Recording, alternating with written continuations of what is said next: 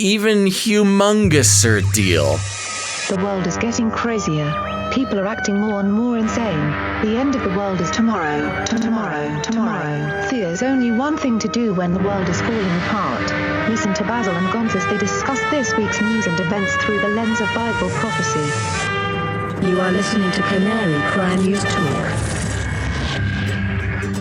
You're listening to Canary Cry News Talk. Today is December 14th, 2020. This is episode 276.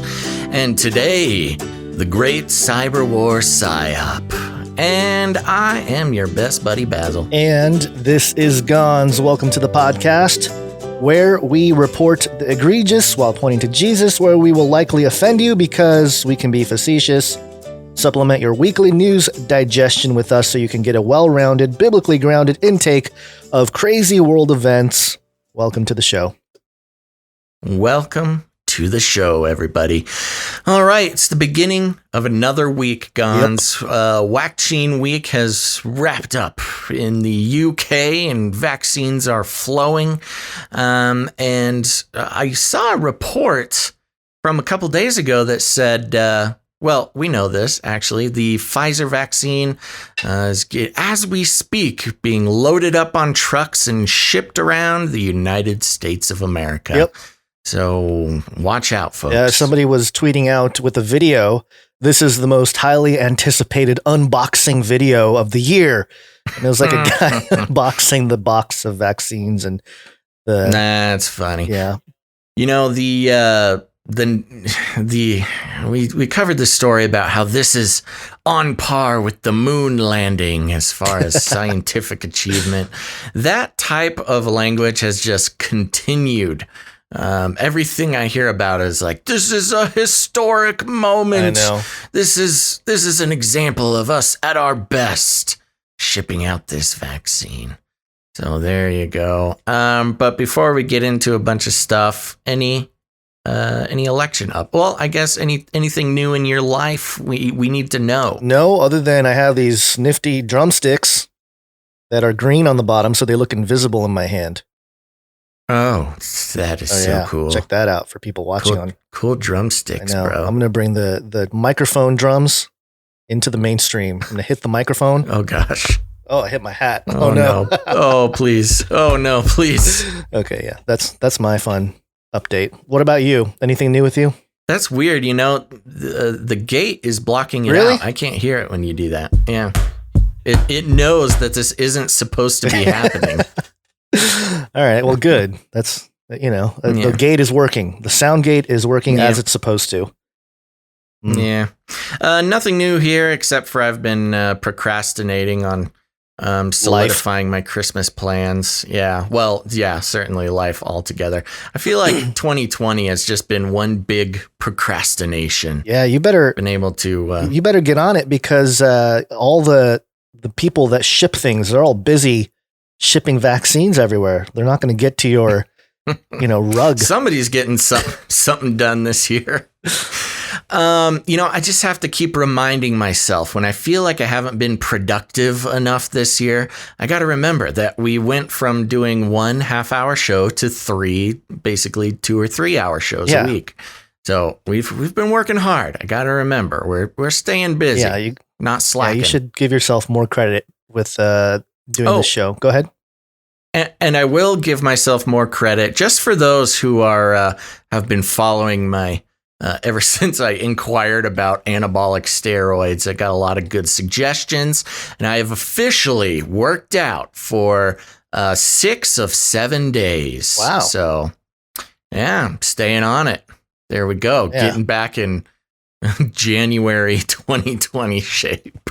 Just in time for the holidays. Yeah, you got to get that endocrine system in check, Ooh, endocrine. Yeah. That's a big word.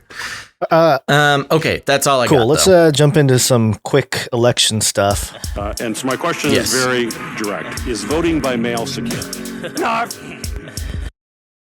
I did notice people sharing this paper around. It was an Allied Security Operations Group, Atrian, Michigan Forensics report. The client is Bill Bailey, attorney Matthew DePerno. And it was written by Russell James Ramsland Jr., a resident of Dallas County, Texas. He holds an MBA from Harvard University, a political science degree from Duke University. He's worked at NASA, so he's super trustworthy, and the Massachusetts Institute of Technology. And basically, the summary here is that, I'll read the thing here, quote, "Our initial audit of the computer running the Democracy Suite software showed that standard computer security best practices were not applied. These minimum security standards are outlined in 2002 HAVA and FEC voting system standards. It did not even meet the minimum standards required of a government desktop computer." So another just lawyer putting stuff out there, the evidence, the facts. Is this about the 2020 election? This is about the main election? 2020. Okay. Let me just, that makes sense. It says the election data software packages, USB drives, November 2020 election, are secured with BitLocker encryption software, but they were not stored securely on site. At the time of our forensic examination, the election data package files were already moved to an unsecured desktop computer and were residing on an unencrypted hard drive. This demonstrated a significant and fatal error in security and election integrity. And it goes on, and it goes into a lot of details. It's a 23-page document here that outlines all the issues. Antivirus definition is 1,666 days old on December 11th, 2020. Interesting. But there you go. That's some more, I guess, evidence. Yeah. So some official. I don't know if that's technically evidence, but documentation. At least, professional documentation about mishandling of votes. And you want to, which doesn't surprise right? anybody. And you want to hear the fringy Q folk and their take on what's happening with the SCOTUS rejecting the lawsuit and all these lawsuits being dropped all over the country. Oh yeah, Okay, so there's a couple things. One is that these judges, especially in the Supreme Court, are being threatened, and that wouldn't be too surprising. I mean, I wouldn't be surprised if their families and lives are being threatened. But again, there's no way to verify that one way or the other. And then the other one is that all these judges in these different counties and states are already compromised by China. And so Trump is entrapping them by having them deny the cases on standing instead of the evidence. They're just basically setting up a big arrest, massive arrest. Well, that would not be that surprising given the China news that came out the past couple days. And that was a point I was going to make, is that some of the news we cover, tangent to the election stuff, is starting to kind of bleed into each other. The cyberwar and all that stuff. Yeah. I know. And again, I've realized that this, especially the past couple months, I'd say pretty much this whole year, you and I, we've just been shocked that many of the crazy things we talk about and have outright predicted over the past, 8 years or so are straight up becoming reality. And I don't want to, seem like we're taking too much pleasure in that. No. Because we do mention it, but we just have to point out when it, because for the past 8 years, we've made some pretty crazy predictions and followed some pretty crazy categories of world events and future happenings. And the way that they're just all coming together into one big sort of theory of everything is a little spooky. It's a little eerie. It worries me. But so that's why we have to point out whenever we, things sort of congeal into one big worldview verifying, state of the world, I guess. Called it. And the thing is, there's a lot of what has happened in the last, especially 4 years, is that the conspiracy theory stuff has gotten really crazy and really wild in the public, not just like on the fringes. It's kind of mainstream. There's like really wild conspiracy theory type stuff. And it feels like it's because the reality is a little bit more in the middle. It's always everything's moving at the same rate. Yeah. And so Right. there's extremes now with the conspiracy theories because the reality is a little bit more closer to the stuff we were talking about before. And we're trying to stay level, but then, most people are ready to go to the deep end on everything. And we're kind of like, okay. Totally.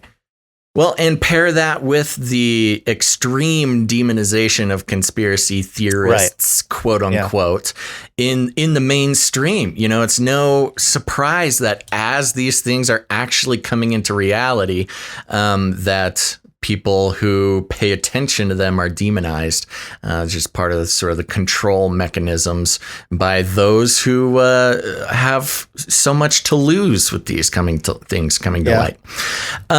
I have a quick election thing, very quick. This came across my desk today, and this is from Politico, which is part of the reason I want to bring it up, because very interesting coming from Politico. Usually, as we've seen, and this is just objective analysis, especially this year, there's no news is allowed to come out in any way besmirching the Democrat Party.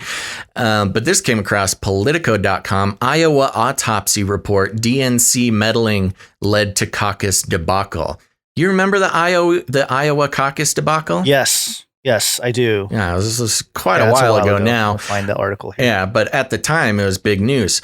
Just real quick, Democratic National Committee meddling combined with missteps by the Democratic Party were the primary drivers of the chaos that torpedoed the Iowa caucuses earlier this year, according to a new audit commissioned by the state party. So really interesting. You have the left-leaning outlet reporting from, about the Democratic Party, admitting that the Democratic Party meddled in their own caucuses in ways that caused a huge hubbub. The report, which was distributed to the Iowa Democratic Party State Central Committee at a meeting Saturday morning and obtained by Politico, identified a series of errors made by the DNC, IDP, and the technology company contracted by the state party to build a reporting app to collect caucus results. The February caucuses were overrun by foul-ups. The state party was unable to report a winner, blah, blah, blah. But basically, whoopsies, we admit there was some meddling that happened.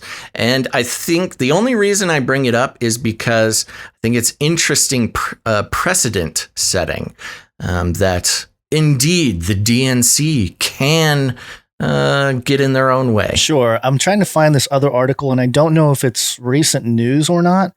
It's from Oakland County, Michigan, maybe. I think it was Michigan. Michigan State Police arrest celebrated Democratic official on 6 felony charges on election fraud from the elections from 2018. But I don't know if this is recent. It might be older.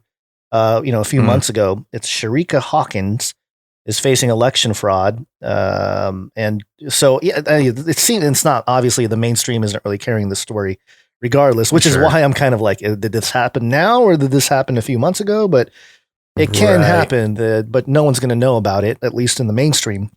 So, yeah, I mean, the corruption is real on both sides, but obviously it's going to cater to the stakeholders, in the news agencies and stuff. But as a side note to the whole election thing, I thought it was interesting, and this will come around again as a topic throughout the episode here. But Trump, this is Times of Israel, Trump backtracks on planned early vaccination program for White House officials. So, interesting. So plan sparked criticism with the U.S. president aides consistently flouting COVID-19 guidelines amid limited supplies of shot. Trump says he'll get inoculation at the appropriate time, which is kind of weird. It's like, he's all boasting about the whole, the greatest breakthrough in science and vaccine. Operation Warp Speed. And now he's like, we're going to wait on the White House officials to get the vax there. Did we report on the story about the Philadelphia health system not requiring vaccinations? I don't know. We did so much. I must have just... Yeah, I know. Well, I'm trying to remember if we actually read it on the show, but yeah, it's along the same lines. If I believe it, I'm sorry, Pennsylvania, one of the largest healthcare organizations or systems in the country, 79,000 employees. they decided they're not going to require the COVID vaccine because they're not sure it's safe enough to require. And these are the doctors and the nurses. Yeah. No, exactly. It's really amazing how the vaccine issue has completely split the country as well. Half the country going, yeah, give it to me now. And the other half going, never, my body, my choice, which is very fascinating. But those topics will come back around. And anytime the election adjacent stuff comes up, we'll tie it in and connect some dots for you. But in the meantime, let's start with with your favorite, Basil, your Flippy update. You ready? Yeah. Flippy update. Do you want fries with that? Time for the Flippy update, folks. If you're new to the show, let me just tell you, the Flippy is the colloquial name for the disembodied robot arms that are taking our jobs, enslaving our children, and flirting with our spouses. We use talking about Flippy as a proxy conversation to explore how robotics and AI are taking over the world, and there's nothing we can do about it. Today is a little bit different. Been kind of switching up the Flippy updates lately. This one's a little bit more on a positive note, but there's a video I want to play in a second, but some interesting details to point out that kind of show a roadmap to the future of Flippy. Specifically, this is in the context of prosthetics, but the article is titled "SoCal Army Captain Among First Amputees to Test a New High-Tech Robotic Prosthetic Hand." And why don't we just play the clip? Flex inside the cuff, and it will change the grip. Army Captain Kerry Duvall is helping test a new robotic prosthetic hand that is changing the game for amputees across the world. Big hook here is a gesture control where I can literally just flex inside the cuff and it automatically changes the setup of the hand to a different grip. Captain Duvall lost his hand in an IED attack in Afghanistan 6 years ago. I knew right away that my hand wasn't coming back. It was pretty jacked up. After little to no success with previous prosthetics, he eventually discovered Westlake Village interface company Biodesigns. Their prosthetic allowed him to return to weightlifting, CrossFit, and yoga, and even allowed him to return to his job in the infantry, becoming the only amputee to get through Special Forces assessment selection. I went from having an extremely atrophied right arm to actually getting volume and mass back. Ultimately, that's our goal is you get on with your life. You don't even think about what you're wearing. It's part of you. Biodesign CEO Randall Alley is now proud to help take it to the next level,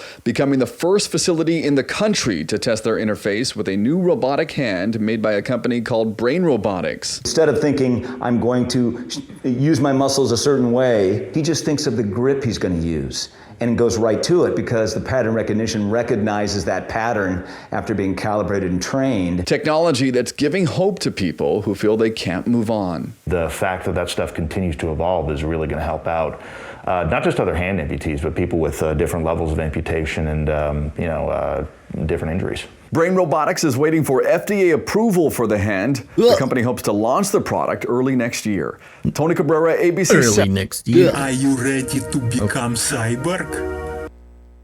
Yeah, this was interesting. Couple things to note. First of all, it's a fully robotic prosthetic, which is, kind of like Star Wars, Luke Skywalker's hand when he lost it to his father's lightsaber, which is kind of a first as far as one that is actually viable to use, which does include, per our conversation last episode, elements of machine learning attached to it to help you sort of, it can only feel little flexes in your forearm muscle and then gets trained to make different movements based on that, based on machine learning, things like that. I thought it was also very interesting that he got the prosthetic and went on to pass the Special Forces selection assessment, which is pretty big deal. I mean, it was good enough that he could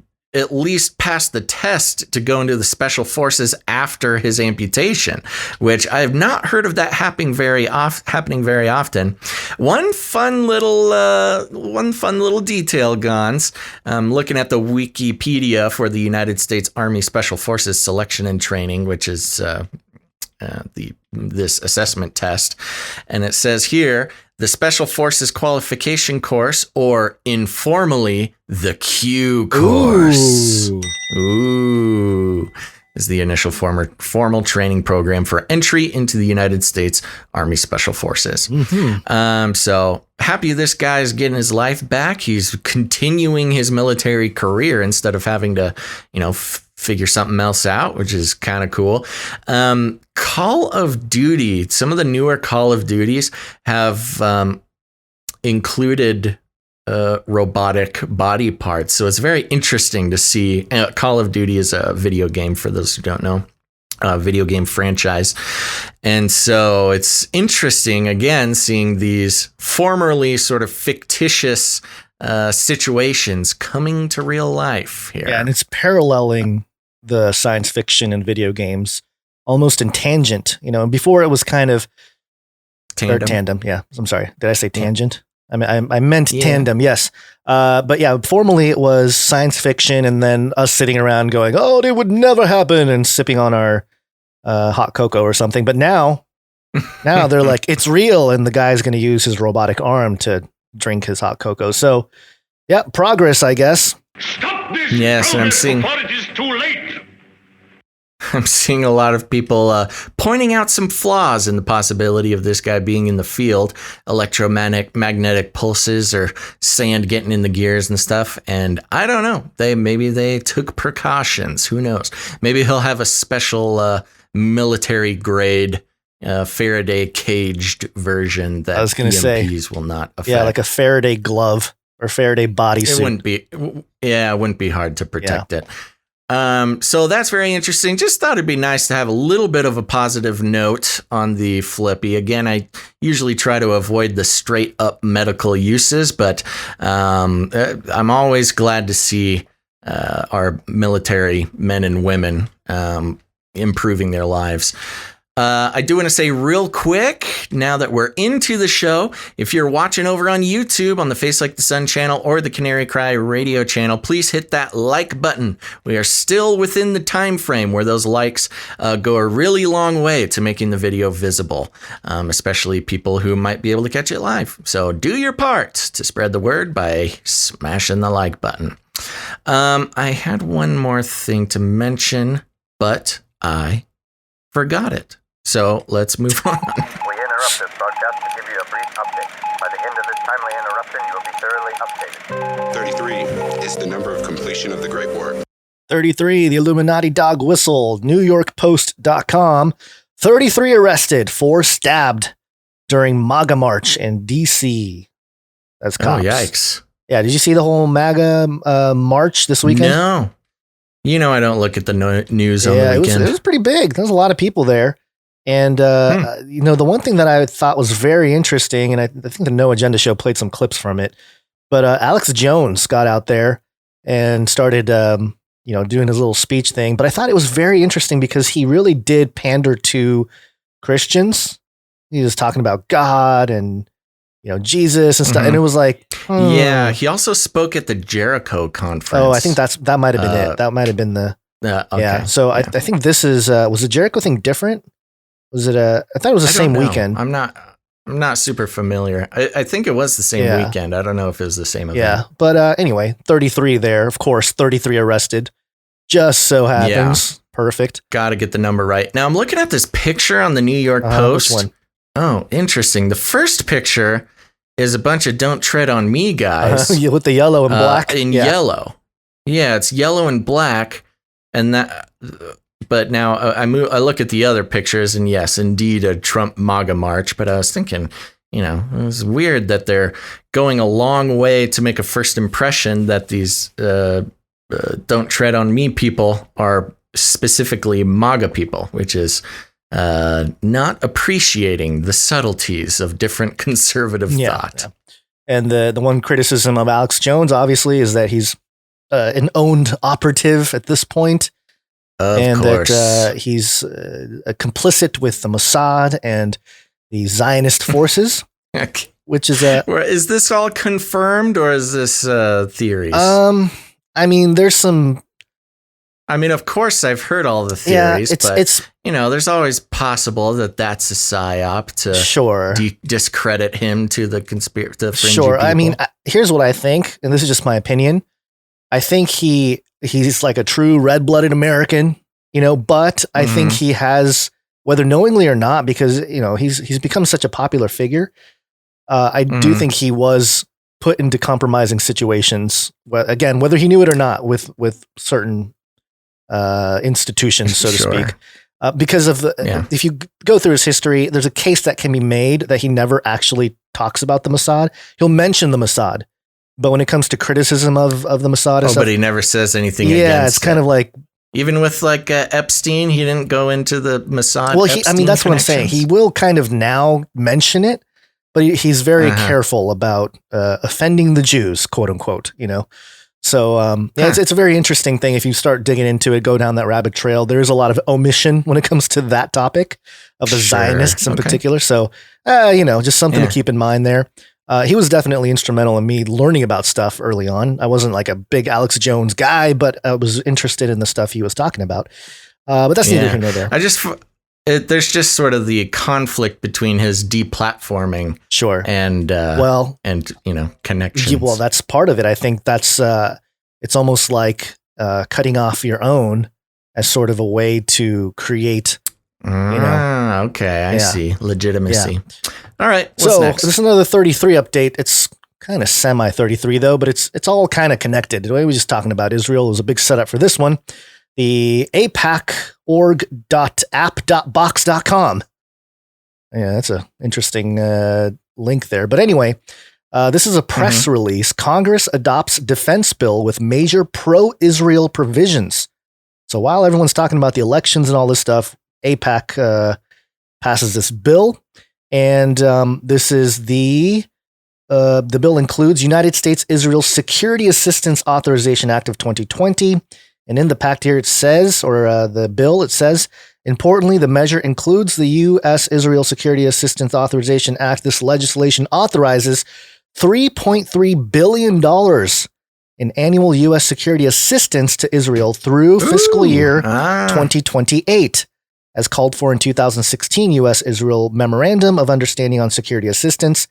And, of course, 33 billion would be a little too much. They went with a 3.3 billion. I thought it was a very subtle way to signal to the elite that, hey, we're part of this. Sure. Yeah. But yeah, you got, this is part of the criticism of, at least in America, the not the infiltration, but the partnership with Israel. There's a lot of evangelical Christians that say like, hey, they're the chosen people. We need to defend them. They're the only democratic, land in the Middle East, and we have to protect their rights and all this stuff. But the critique comes from not just, just anti-evangelicals or anything like that. People that are basically looking at the economics of it all, look at it and say, why are we giving them more money than our own country that needs all kinds of stuff? Then we got streets falling apart. We got all kinds of stuff that needs help infrastructure wise, but we're sending millions, billions of dollars and our guns to Israel. And it's a legit criticism. You don't have to be anti-Semitic to have that. It's the same criticism against a lot of things that the United States is spending money on. Exactly. So, but I just thought it was interesting. That's the military-industrial there complex you go. Bingo. Okay, moving on here. We have another quick one. Artificial intelligence. This is SciTechDaily.com. Artificial intelligence discovers surprising patterns in Earth's biological mass extinctions. Ooh. And there's a chart here for those of you watching. They basically, plugged in the AI to the evolutionary tree and the mass extinction events, and they verified this idea that we are entering a sixth mass extinction. Yeah, that's been floating around here for a I know, little but bit. the AI said it. It's true. Well, if the AI says it. Yeah, so that's funny. Well, the funny thing there is, human analysts and scientists around the world have been talking about the idea that we're moving into the sixth mass extinction for a while. And it's funny when you talk about artificial intelligence and, does it really know anything that we don't already know? I mean, this is a news story because AI said it, even though humans have been saying it for a while.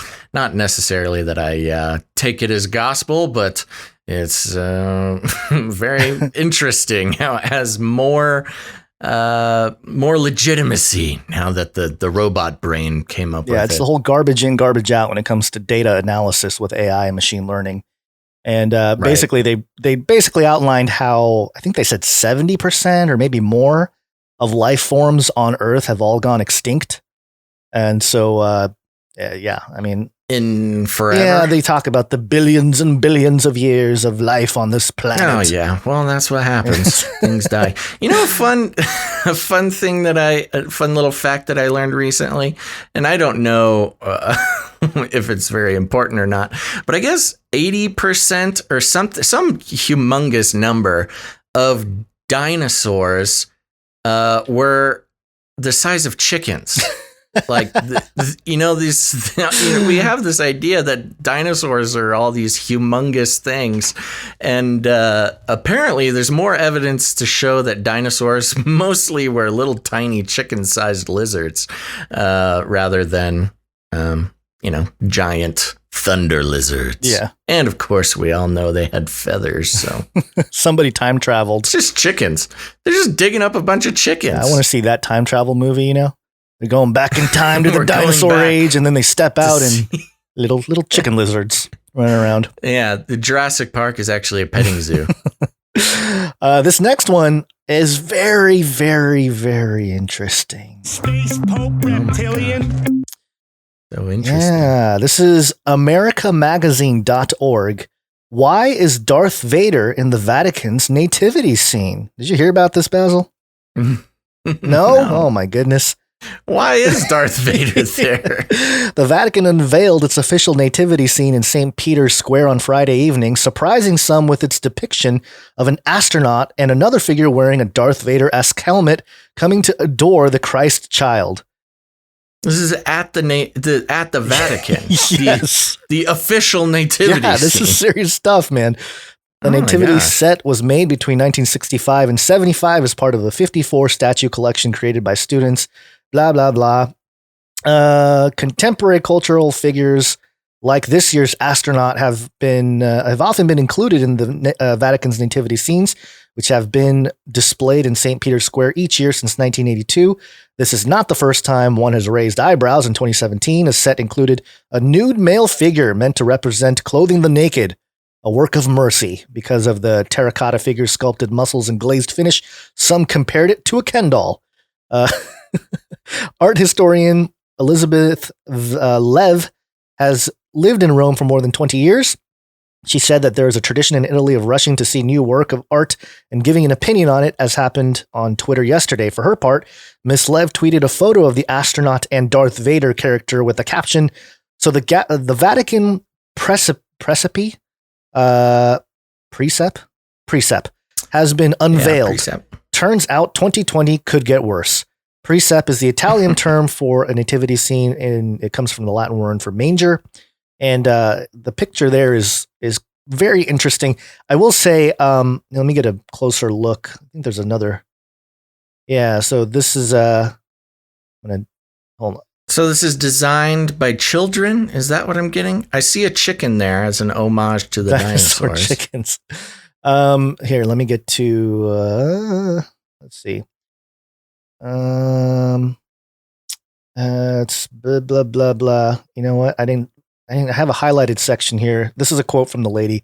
"The problem is there's a universal outpouring of mockery. They're making fun of the Holy Family. People are vying with each other to come up with a funnier name," Miss Lev said, admitting she also had made jokes about the scene. Quote, "The Catholic Church has an incredible tradition of beauty, and yet, after a year of difficulty, we've put up something that makes people mock Jesus." And yeah, I would have to somewhat agree with that. And here's the really interesting thing about this is that yes, it's creepy. It's got the strange thing going on there, but there's part of it that reminds me of the Dajjal. Do you know about the Dajjal? You don't know about the Dajjal. Okay. Remind me. Okay, the Dajjal. Oh my gosh, my browser is frozen. That's not good. Uh-oh. Hello, browser. There we go. I'm sorry, not the Dajjal, the Jed. The Jed. DJED. Okay, come on, computer. There you go. The Jed is an ancient Egyptian pillar. It's a symbol commonly found in the Egyptian religions. It's associated with the creator god Ptah and Osiris, the Egyptian god of the afterlife, the underworld, and the dead. It is commonly understood to represent his spine. And if you look at the Jed, it looks like a lightsaber. Like literally looks exactly like a lightsaber.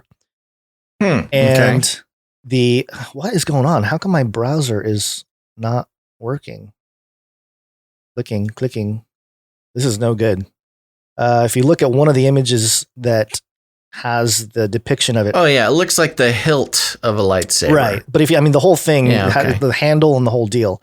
So just kind of interesting, something to think about, because... well, that makes sense. I mean, George Lucas famously based the Jedi religion on a bunch of Eastern things. So that would make sense that its sort of main symbol would be derivative of that kind. Right. And the fact that it's part of the nativity scene is sort of a mocking of Jesus. It's kind of interesting. Right. And is the astronaut supposed to be Jesus? Who is this astronaut supposed to be? I don't know. I'm just looking at this thing going. It doesn't. I'm trying to find the connection, like the reference to a classic nativity scene, and I just don't see it. Like if I saw this out in the wild, I wouldn't be like, "Oh, it's a weird nativity scene." You wouldn't necessarily think Star Wars. Well, I might think Star Wars, but I would not make the connection to nativity. In these pictures, I'm not seeing like a baby Jesus or anything. Yeah, I don't know. It's like a bunch of farm animals and an astronaut. Yeah, I think there's one here. There's another picture that shows more of the Jed, and then there's a child in that one. So I think that's kind of, and they're wrapped up and they have the little spiral thing. But anyway, all right. Well, they just keep getting creative. Just kind of weird and suspicious, to say the least. And, okay. And yeah, just to connect linguistically to the Jed is this story here, real briefly. Bloomberg: blast at Saudi port hits oil tanker as Red Sea attacks mount. Fuel ship targeted in terrorist attack, says Saudi officials. Incident comes as tension between Saudi Arabia and Iran rises. This will come, be more important as we talk about the cyber thing. The ship was hit by an explosion at the Saudi Arabian port of Jeddah as attacks in the Red Sea mount. So I don't know. There's just some weird things going on there with all the... Yeah, I mean, that's a big deal. You don't want your oil tankers to be crashing into each other. Yeah, definitely not. And then just got one quick thing here as is a sort of... this is deep type of situation. And that is, oh my gosh, what is up with the browser? I'm sorry, everybody. I keep complaining about the browser, but it's because I'm clicking on tabs and nothing is happening. It's a really, a really bad situation. You got something running, something intense? You have like some Java running somewhere slowing you down? I don't know, but this is you had one job on Twitter. Have you seen this picture? She has escaped. And those of you watching on screen can take a look at the Mona Lisa has escaped. And this, part of this is it's obviously a joke, but at the same time, it sort of speaks to this idea of, these ideas and concepts of the meta or like art becoming reality. Coming into reality or whatever other types of conceptual things that are out there walking into our 3-dimensional or 4-dimensional reality. And some interesting sort of occult ideas that as imagined can be manifested. Yes. Yeah. Ooh. So there you go. Those are my updates. Okay. Very good updates. Seem to be having some connection issues. Yes, there's lots of... Oh, you sound good to me. I don't know about connection issues. Yeah. Okay, well, let's keep moving here. Well, should I get into some Cyberwar? Let's do it here. Cyber weapons have already gone on the offensive. That's right. They've already gone on the offensive, folks, and there's a lot of Cyberwar news brewing. Well, a lot of war news brewing, but let's start off with some of this. This is from thenews.com.pk. What's PK? Pakistan? Is that supposed to be Pakistan? Huh.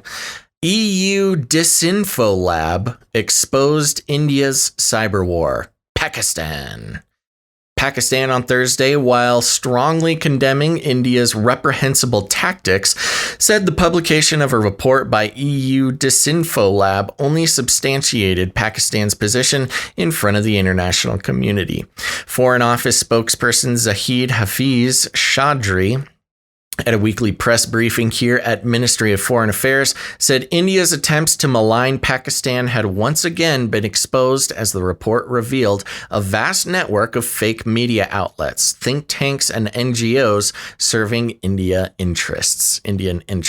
The EU Disinfo Lab recently issued its latest report titled Indian Chronicles, Subsequent Investigation Deep Dive into a 15-year operation targeting the EU and UN to serve Indian interests. The report is a follow-up of the Disinfo Lab's 2019 report titled Influencing Policymakers with Fake Media Outlets, an investigation into pro-Indian influence network. The spokesperson mentioned that the report had previously uncovered the Indian propaganda body carrying out anti-Pakistan activities and cyber warfare against Pakistan, led by the Srivastava Group of India and propagated by the Indian news agency ANI since 2015.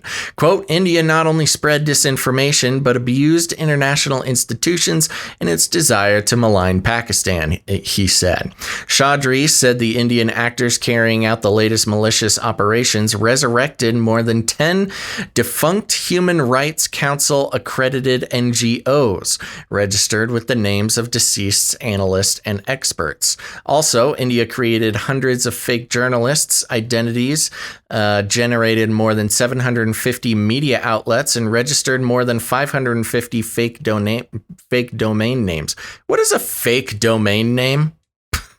I don't know. There's no such thing as a fake domain name. It's just a domain name. He added, the Indian news agency ANI repackaged and amplified the malicious content produced in Brussels and Geneva. He said, quote, the government of Pakistan views these mischievous activities of launching unsubstantiated propaganda as part of India's preoccupation with maligning Pakistan, he said.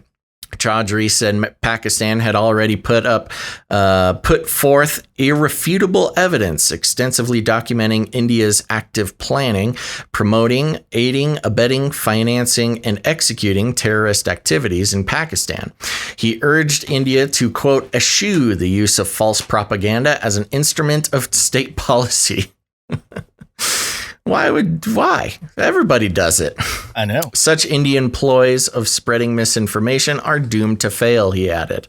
Apparently not. The spokesperson said by spreading such falsehoods, India could neither cast a shadow on the international stature of Pakistan, nor can divert the attention of the international community away from India's horrendous human rights record. Quote, instead of wasting more time in peddling falsehoods and fake news, India would be well advised to put its house in order, he said. The spokesperson said Pakistan strongly condemned the arrests of Muslim youths in India under the newly promulgated discriminatory and inhuman law, which penalizes members of religious minorities to marry as per their own free will. Quote, this law is further manifestation of the mindset of Hindu supremacist RSS BJP regime which takes pride in degrading and humiliating minorities, particularly Muslims in India, he said. He added that Pakistan called upon the international community to take note of such steps by the RSS BJP regime, which were fueled by its hatred of the minority communities. He said rather than giving in to the fantasy-driven love jihad allegations of its fanatic cadres, the current regime should ensure protection of fundamental human rights of all of its citizens, irrespective of their religious affiliations. And the article goes on. I don't know if you saw something that no, I didn't. I actually didn't even intend you to read the whole thing here. I wanted to. Well, it's interesting because as we move into the state of the world in which we are in, the United States and Trump are not the only ones sort of being accused of creating fake news.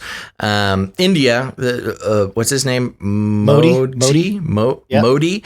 Yes, he's kind of considered the Indian Trump. At least that's the sort of connections that the American mainstream likes to draw. And so it's interesting how, well, first of all, India has a lot of conflict with a lot of their neighbors, Pakistan being one big one, and as we'll hear later, China as well. So, it's not really that surprising to hear that perhaps they have been running such a large disinfo campaign. But I thought it was interesting, the NGO, the non-governmental organizations, these sort of, nonprofits that will work in various industries of charity or negotiations or relief or humanitarianism or whatever.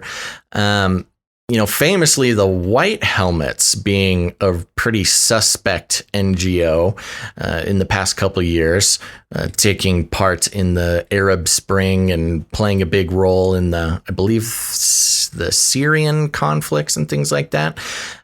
These sort of fake or not as described NGOs seems to be a pretty big operating, like I don't know what to call it, tactic or something in the Middle East / Asia there.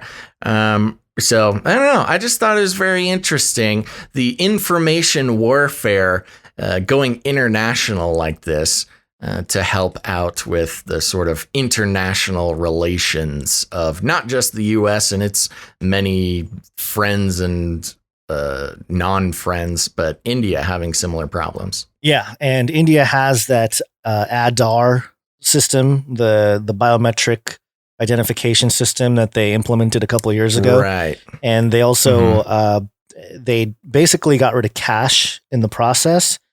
Yeah, and right. So there's a lot of things they're doing that's kind of troubling just to begin with, but it's interesting how they're trying to take out or at least confuse the people in the EU and the UN as sort of it's kind of hard. It's hard to take sides with anybody with this type of thing because everybody's doing something that's not cool. And then the disinfo is kind of on the surface, like, hey, they're just trying to protect their own sort of way of life or change their way of life or something. But then when it comes to propaganda, it's all fake. You're putting out fake information to misdirect sentiments towards India or Pakistan or whoever. It's a very confusing matter. And that's sort of the big theme here with the cyber warfare in general. It's very confusing because misinformation and misdirection is like the primary method. And so people will run with a headline or a story or whatever, but that itself can be, misdirection of a misdirection or, well, because it's interesting, they're talking about they had over 750 quote unquote fake media outlets. And it's one of those things where if you put out a story, if one weird media outlet has something, you don't really think about it.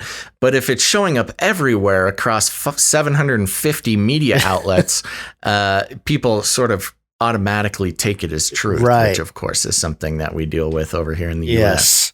And Just a breeze. Oh, I'm sorry. Oh no, I was going to go to the next one here, but I only have the headline. Yeah. I can't get in because I have a. You got to subscribe. Yeah, that's okay. I think just headlines will get us through the next couple things. Yeah. Here. So this is the telegraph.co.uk. Britain's new cyber hacker cell limbers up as gloves come off in global cyber war. And what's the subheading there? Do you have that there? The UK's new national cyber force could be used to launch hacking campaigns against other countries. The pop-up came up, so I can't finish reading it. But yeah, basically. Yeah, so basically what it is, they have their new they basically have a cyber war department. Yeah, I don't think it's technically a division of the military. It might be. I don't know. I need to look into it further. But yeah, so they're gearing up to go full cyber war as well. Which is, of course, they've already that's what I was been doing. Say, yeah. But to have it come out as like a publicly announced thing is pretty big deal. That's another talking point or an angle with all of this. Is that the cyber warfare has been fairly covert between nations and mostly between nations. Right. But now that it's becoming public, the only reason why it's becoming public is number one, it's happening more rapidly and more intensely, and it's really affecting, infrastructure more. But also you need the political support of people to enact certain offensive things. And so to make it public, to create these institutions, or at least a cyber hacker cell or whatever it is to garner public support for defense with any nation. Well, and that's the interesting thing with this disinformation warfare and a lot of cyber warfare in general is normally, according to international laws and agreements, warfare is military versus military. Civilians are not supposed to be brought into war for the most part. They're not supposed to, although of course they do. But with disinfo and cyber warfare, oftentimes civilian public, and often the civilian public of your own country are specifically the targets of your cyber warfare. So, it's kind of this new, not new that it hasn't happened before, but now that it's coming public, people aren't really realizing that this is not necessarily something the public should get behind just on philosophical terms without laying down some ground rules, because when a country is carrying out disinfo or cyber warfare, it's usually directly targeting civilians of their own country or a neighboring country or an enemy country, adversary. Yeah. And it's really fascinating to tie it to scripture. Matthew 24:6 and Mark 13:7. It talks about Jesus mentioning wars and rumors of wars. And people have talked about, oh yeah, that's been going on forever. True. Yeah. But when you talk about cyber warfare, the idea of rumors of wars is like, it's so applicable. It's like, man, I know. Jesus knows. Well, that's the crazy thing. I always kind of thought of, when you hear that verse, you're like, wars, ooh, bad. Rumors of wars. I guess bad, but I mean, they're just rumors. Yeah, not a big deal. Not as bad as actual war. But very apt connection to make where, rumors of wars is actually pretty devastating when you think about it on a full scale disinfo warfare type of operation. Right. For the first time, that every piece of that verse does seem much more applicable, vital, and applicable. Now, I think it was last episode or the episode before, I gave a little rundown of an old interesting cyber warfare story, Stuxnet. And this kind of connects to Stuxnet. So I just wanted to mention it. ZeroHedge.com. Massive cyber attack on 40 Israeli firms believed to be Iran's revenge for assassination. Woo. Just to read a couple things here. Iran has repeatedly vowed revenge against those behind assassination of its top nuclear scientist, Mohsen Fakhrizadeh. Oh, you said a bad word. Outside Tehran on November 27th, Tehran has blamed Israel for carrying out the high-tech hit, which appears to have involved one or more remote guns activated via satellite targeting, which was a crazy story. Yeah, it was like a car-mounted remote-controlled machine gun that took out this nuclear scientist.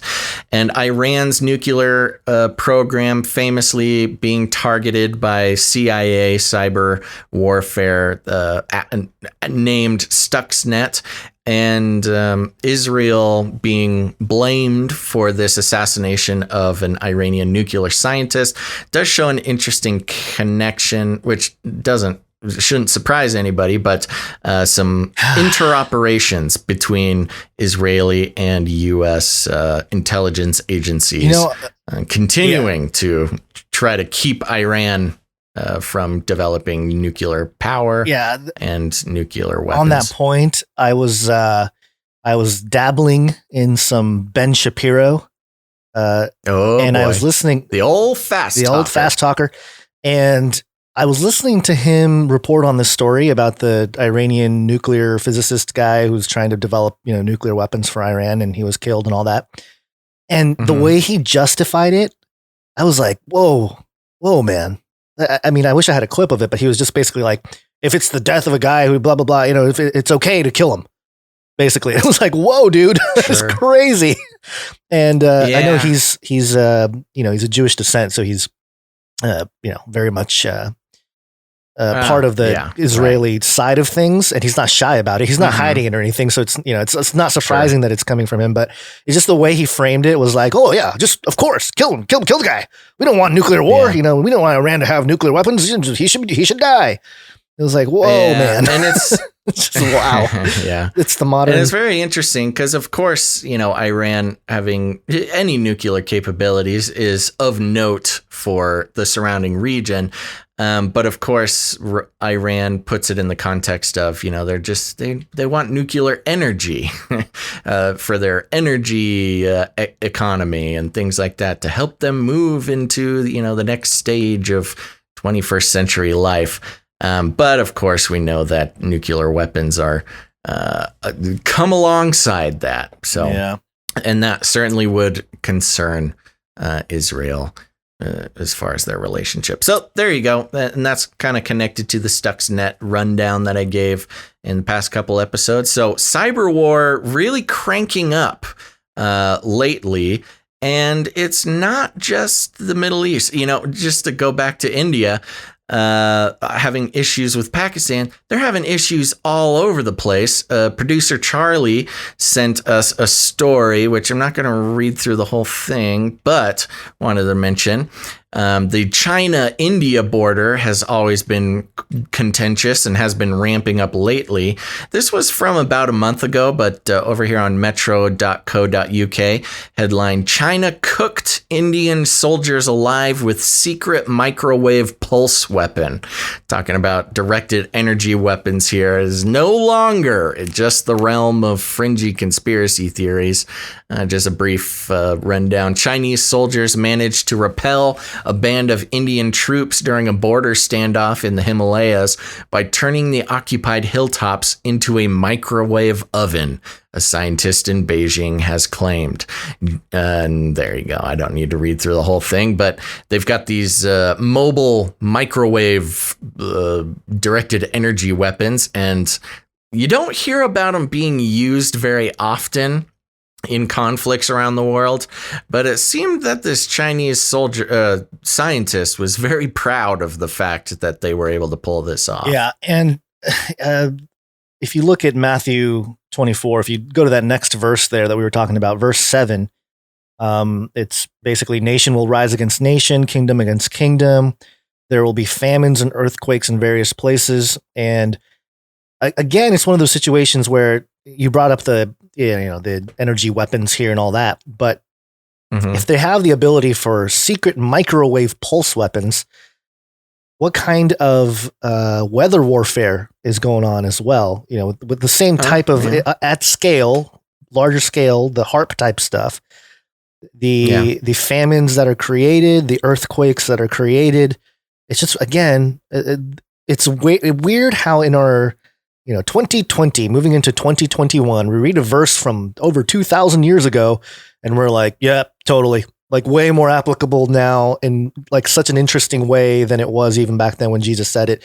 And he was talking about the end times. So there you go. We seem to be approaching those times quickly. But yeah. And noted here in the article, the Times reports this incident potentially being the first use of microwave weapons against hostile troops following their earlier use to destroy electronics and missile guidance systems or harm humans. The first time, except not the first time at all. Yeah. Well, there might have been testing, or knowing China, they might have been using it on some of their minority populations or something. But yeah, first military use of these microwave weapons. A little bit concerning. Yep. And this brings us into one of the main stories for the day. Welcome to Chinese News. This is the NewYorkPost.com. U.S. companies riddled with members of Chinese Communist Party. Divine. Or Divine? I don't know. As we try to come to terms with the extent of Chinese influence over the Biden family, a leaked database of registered members of the Chinese Communist Party has exposed the mass infiltration of American companies with serious national security implications.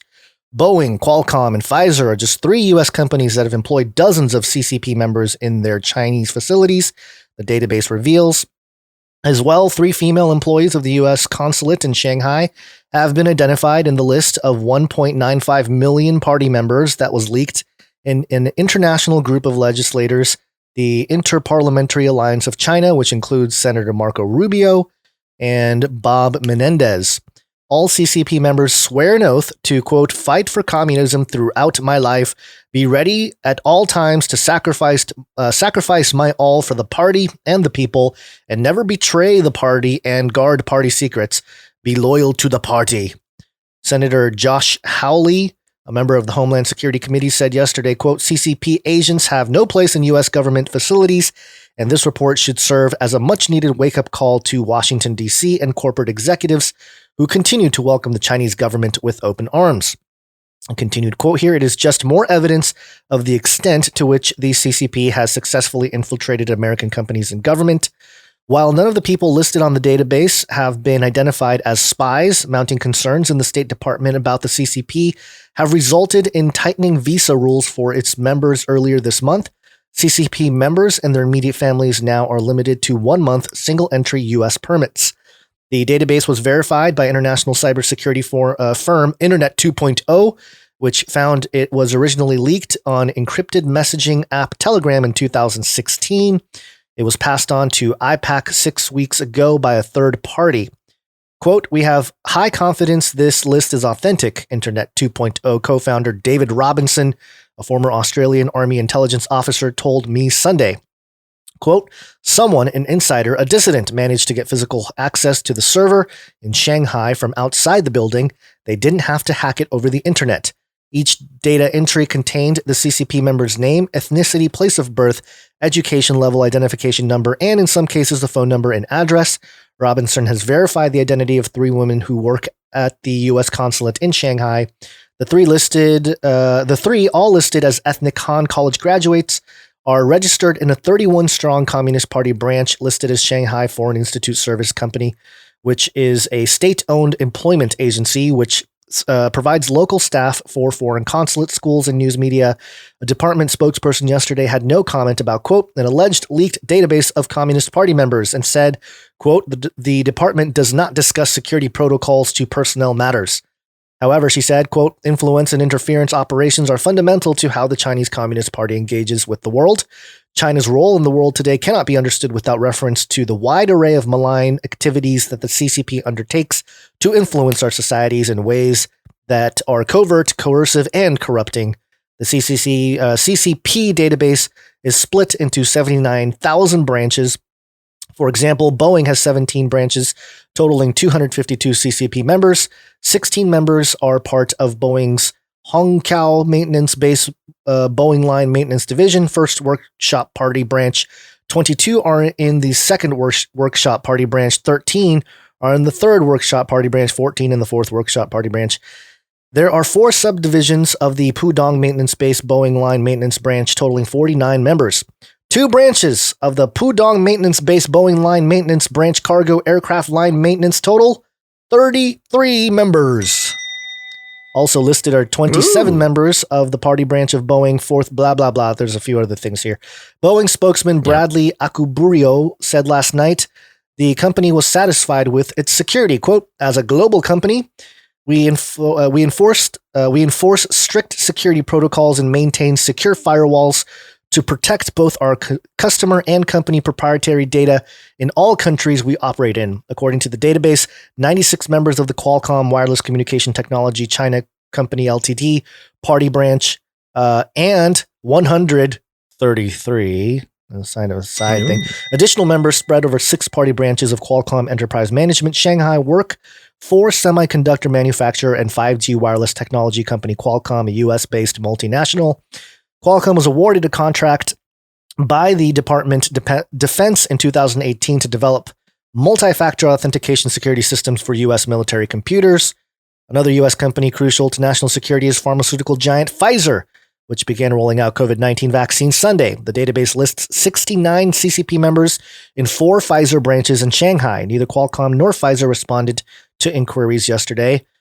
New York University also appears with 71 members attached to a branch named East China Normal University, Shanghai, New York University Facility and Labor Party branch. Slow down there, buddy. It's important I'm stuff. just learning from the best, which is Ben Shapiro. I'm learning how to talk fast. Oh, gosh. The database leak comes just days after a number of disturbing revelations involving CCP infiltration of American institutions.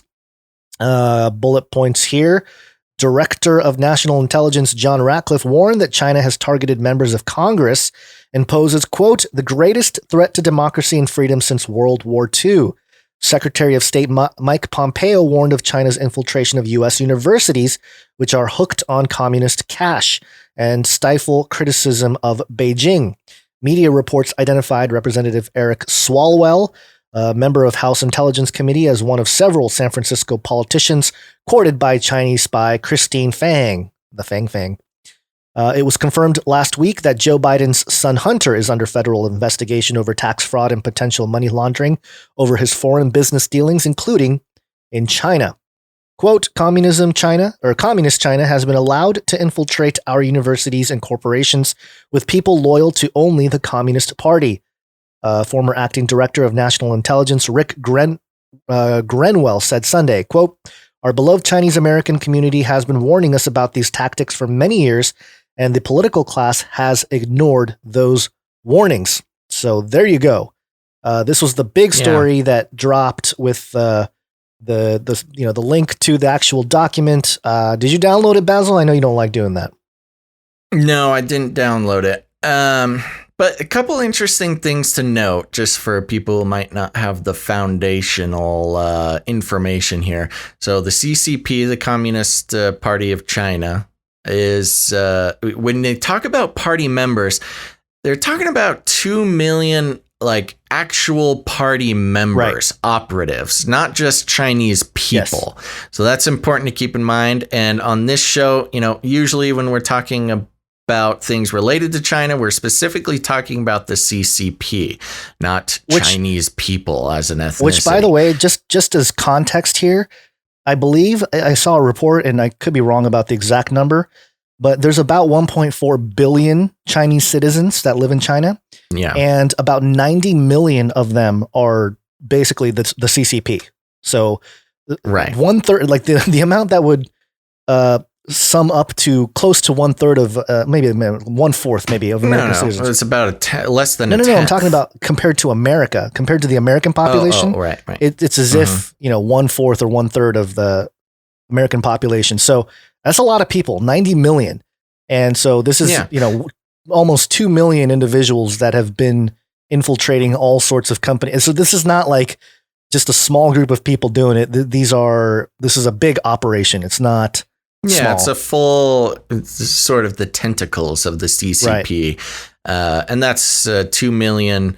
And that was in 2016. Yes. So, of course, things can change since 2016, grow probably. Considering. Now, I'm going to jump over to this article from AmericanMilitaryNews.com, which is a military focused outlet that we like to look at once in a while, and they break down the numbers a little bit more. The Australian was the news outlet in Australia that broke this story originally. So it says the Australian described more than 7,000 CCP members identified in just 7 major global companies. You mentioned some of them, but just to go through them again, Volkswagen 5,700. In Boeing, there's 287. AstraZeneca had 54. Pfizer had 69. Qualcomm had 229. Hewlett Packard 390. HSBC 345. Goes on to describe, and it repeats a couple things you said here, but it was worth mentioning. Boeing and Qualcomm are just 2 companies identified with the U.S. military contracts. Aerospace giant Boeing has billions of dollars worth of contracts with the U.S. military, while Qualcomm manufactures computer chips and other hardware for the U.S. Department of Defense's IT systems, and more. Then, of course, AstraZeneca and Pfizer are 2 major pharmaceutical companies that have been involved in the COVID-19 vaccine and development. So really, when you think about the CCP's reach throughout the world, first of all, as Americans here, it's concerning that, they're building our planes and building our IT software for the, IT hardware for the U.S. Department of Defense. And then, of course, even probably more importantly, AstraZeneca and Pfizer. Yeah.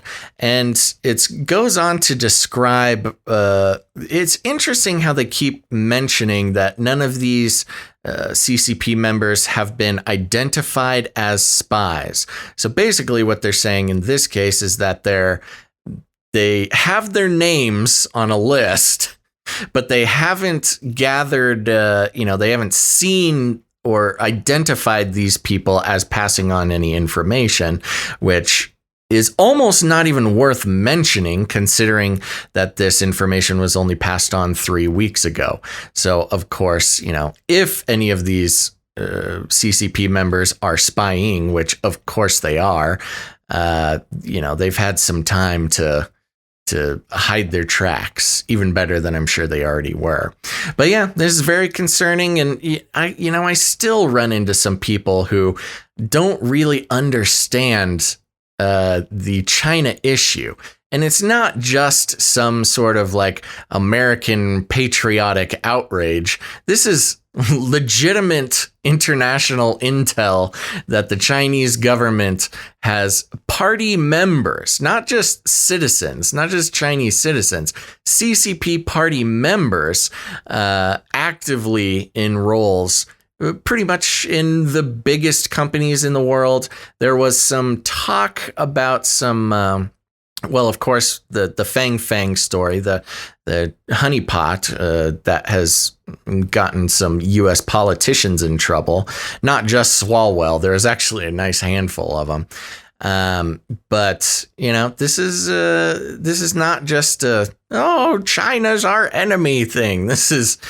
China has had a very methodical and effective campaign to infiltrate the biggest institutions in the world. Yeah, and part of the issue is these American corporations allowing it to happen.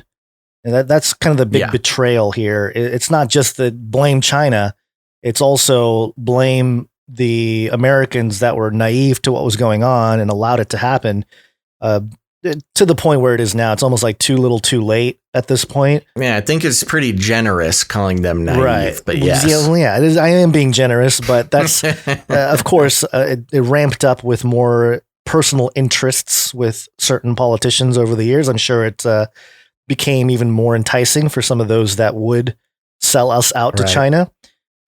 But, again, this is actually when you start looking into this topic of how closely tied China is to U.S.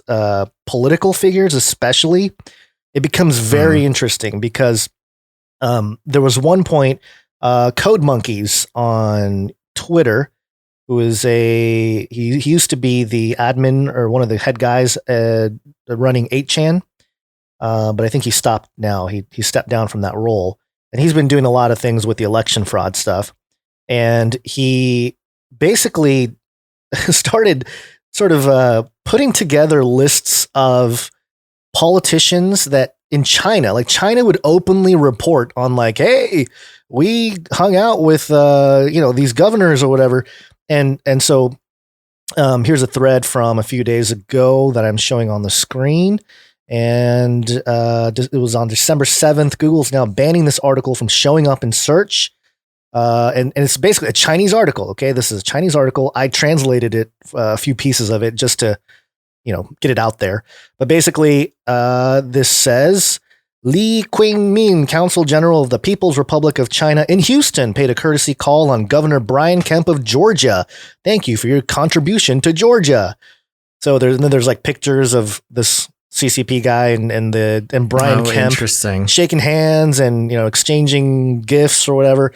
And so it's like right out in the open, but the U.S. isn't going to necessarily report on this type of thing in the way, in the correct context. Maybe they'll report it. I didn't hear anything about any of this stuff, but in China, they're like super open about it. It's almost like, hey, look at us, totally getting in there. Look at another guy that we have in our pocket, basically. And the interesting thing is, and this is pretty well known at this point, has been sort of analyzed over a few months. We've mentioned it before, but just to remind people, the CCP's strategy, for the most part in the United States, has been mostly connected to local governments and small-time politicians, specifically helping them rise through the ranks. So they won't go like directly for a U.S. senator. What they'll do is they'll start with a state senator or a mayor or two or state legislatures of some kind, and they'll get in pretty tight with these small-timers and then participate in their fundraising, take them on little trips and basically wine and dine them to create positive, yes, like Fang, positive affiliations with, Chinese interests at a smaller level, a very small level. But then help those politicians, gain higher office and things like that. So it's really a very patient and methodical plan that they've been pulling off for at least a decade or two. And it's very fascinating because it's very similar to, you talk about the New World Order and the Illuminati and the generational plans and all this kind of stuff. It's similar. It's like, it's not going to take a year. It's going to take 20, 30 years, and we're going to keep at it. And famously, the CCP, they have their 1,000-year plan. Right. They make plans 1,000 years out, which sounds hyperbolic, but at the rate at which they've pulled off, what they've been pulling off, they really have been thinking about this for a long time. Well, so did Hitler. He had his Millennium Plan. That's true. What was I going to mention? Oh, what this does is kind of a little bit of a worrying concept is this is a similar situation that led to the Japanese internment camps in the United States. Yeah. It's possible. I mean, especially if Trump, it sounds like something Trump would pull off. It sounds like a patriotic thing to do. Sure. You can't trust any of these CCP members. So, my parents live next to some Chinese people, and they seem fairly wealthy with the way they flaunt their wealth. So maybe I can be an infiltrator to my neighbor. Start asking questions. Oh, go get that CCP paycheck, man. Yeah, or the U.S. paycheck or I'll get taken out. Yeah, either way. Either way. It'll give the CIA a real reason to get in contact with you. I'm starting to get all suspicious because, there's a little back basketball court in the backyard of my parents' house. So I shoot my ball back there, and sometimes it goes over the fence and goes in their pool, and they throw it back, But then they have a kid that plays golf, and we have my parents have, 30, 40 golf balls in our backyard, and they always come wanting to get their golf balls back. And I'm always suspicious, like, what are you doing here? What are you looking for, huh? Are you spying on anti-CCP? That's racist. You can't do that. I'm allowed to. Oh, jeez. I know. I'm pushing it. Okay. Let's see. What do we have next here? Another big story. You ready to move on? Yes. Here? Well, I think it's connected, but it is all connected here. It's Cyber Week here. This comes from on the offensive. That's right. More cyber warfare. Newsweek.com. Alleged Russian solar winds hack, probably an 11 on scale of 1 to 10. Cybersecurity expert warns. This was pretty big news recently as well. Mainly yesterday and today. Yeah. Cybersecurity expert warned that the alleged Russian hack of solar winds. Yeah, right. Notice that every time they say Russian, they're going to say alleged Russian. We'll get into that. A cybersecurity expert warned that the alleged Russian hack, keep in mind, it's allegedly Russian, not allegedly a hack. No, the hack is real, but the who did it is allegedly Russian. Right. Cybersecurity expert warned that the alleged Russian hack of SolarWinds software, which affected top government agencies, is probably an 11 in terms of seriousness on a scale of 1 to 10. The U.S. Department of Homeland Security warned on Sunday that users of SolarWinds should disconnect or disable the software after it was discovered hackers had compromised an update from the company earlier this year. Unidentified sources told Reuters and the Associated Press that Russian hackers were believed to be behind the cyber attack, which unidentified sources. Great, good journalism. Unidentified sources. Not even an anonymous source. It's not anonymous. It's unidentified. Not for sake of safety. Not asked to be kept their identity to be kept secret. They're unidentified sources. Told Reuters and the Associated Press that Russian hackers were believed to be behind the cyber attack, which hit federal government agencies and many of the nation's top companies. Continuing on. It's like, why do we even bother with the Russian thing when it's so obvious that that China is pulling off some pretty grand scale things? Retaliation. Can an unidentified source? Here, I'm an unidentified source. It was China. Quote, wrong anonymous source. It's been quote, it's been said on a scale of 1 to 10, this is probably an 11 for the type of attack, the magnitude and the potential damage it's done. Cybersecurity analyst Mark Wright, the chief security advisor at California-based cybersecurity startup SentinelOne, told Fox News on Monday morning, quote, not from an infrastructure standpoint, like going after the energy grid or taking things down, but simply from the loss of information, the stealing of secrets, especially very sensitive information, and the fact that this was going on for months. Quote, we have yet to even understand how big the damage assessment will be, but I guarantee you by the time it's done, it will be far worse than what we think it is right now, because we still haven't uncovered all of the people who have been attacked by this campaign. Randy Watkins, the chief technology officer of Texas-based cybersecurity firm Critical Start, said in an email to Newsweek that the goals of hackers can be financial as well as theft and data destruction. Quote, the primary motivation for cyber attacks are monetary theft and destruction. While many news cycles have covered the more consumer-facing monetary impacts of ransomware, campaigns for the theft and destruction of data are still being heavily waged, Watkins said. The cybersecurity expert added the incoming administration of President-elect Joe Biden, quote, will have to recognize the growing threat of cyber attacks from prominent world powers and terrorist nations alike. What are terrorist nations? Is that just nations where terrorists Iran. are? The new hack, I don't think a nation can be a terrorist, but okay. The new hack Newsweek has affected... What? Newsweek. Yeah. The new hack has affected Treasury Department and Commerce Department emails. Ooh, emails. And SolarWinds software is used by many other federal agencies, including the Pentagon, the White House, and NASA. Reuters reported Monday that the Department of Homeland Security was impacted as well. SolarWinds' website says that more than 425 of the U.S. Fortune 500 companies use its software as well. My gosh, this is worse than CCP infiltration. By the way, that website, the page that tells you who's all involved, gone. It's gone. But luckily, they took it down. But of course, archive.org saves it. So I have it here. And yes, it says more than 425 of the U.S. Fortune 500 companies are customers. All 10 of the top 10 U.S. telecommunications companies, all 5 branches of U.S. military, the U.S. Pentagon, State Department, NASA, NSA, Postal Service, NOAA, Department of Justice, and the Office of the President of the United States. All 5 of the top 5 U.S. accounting firms, hundreds of universities and colleges worldwide. And they have a list here of companies.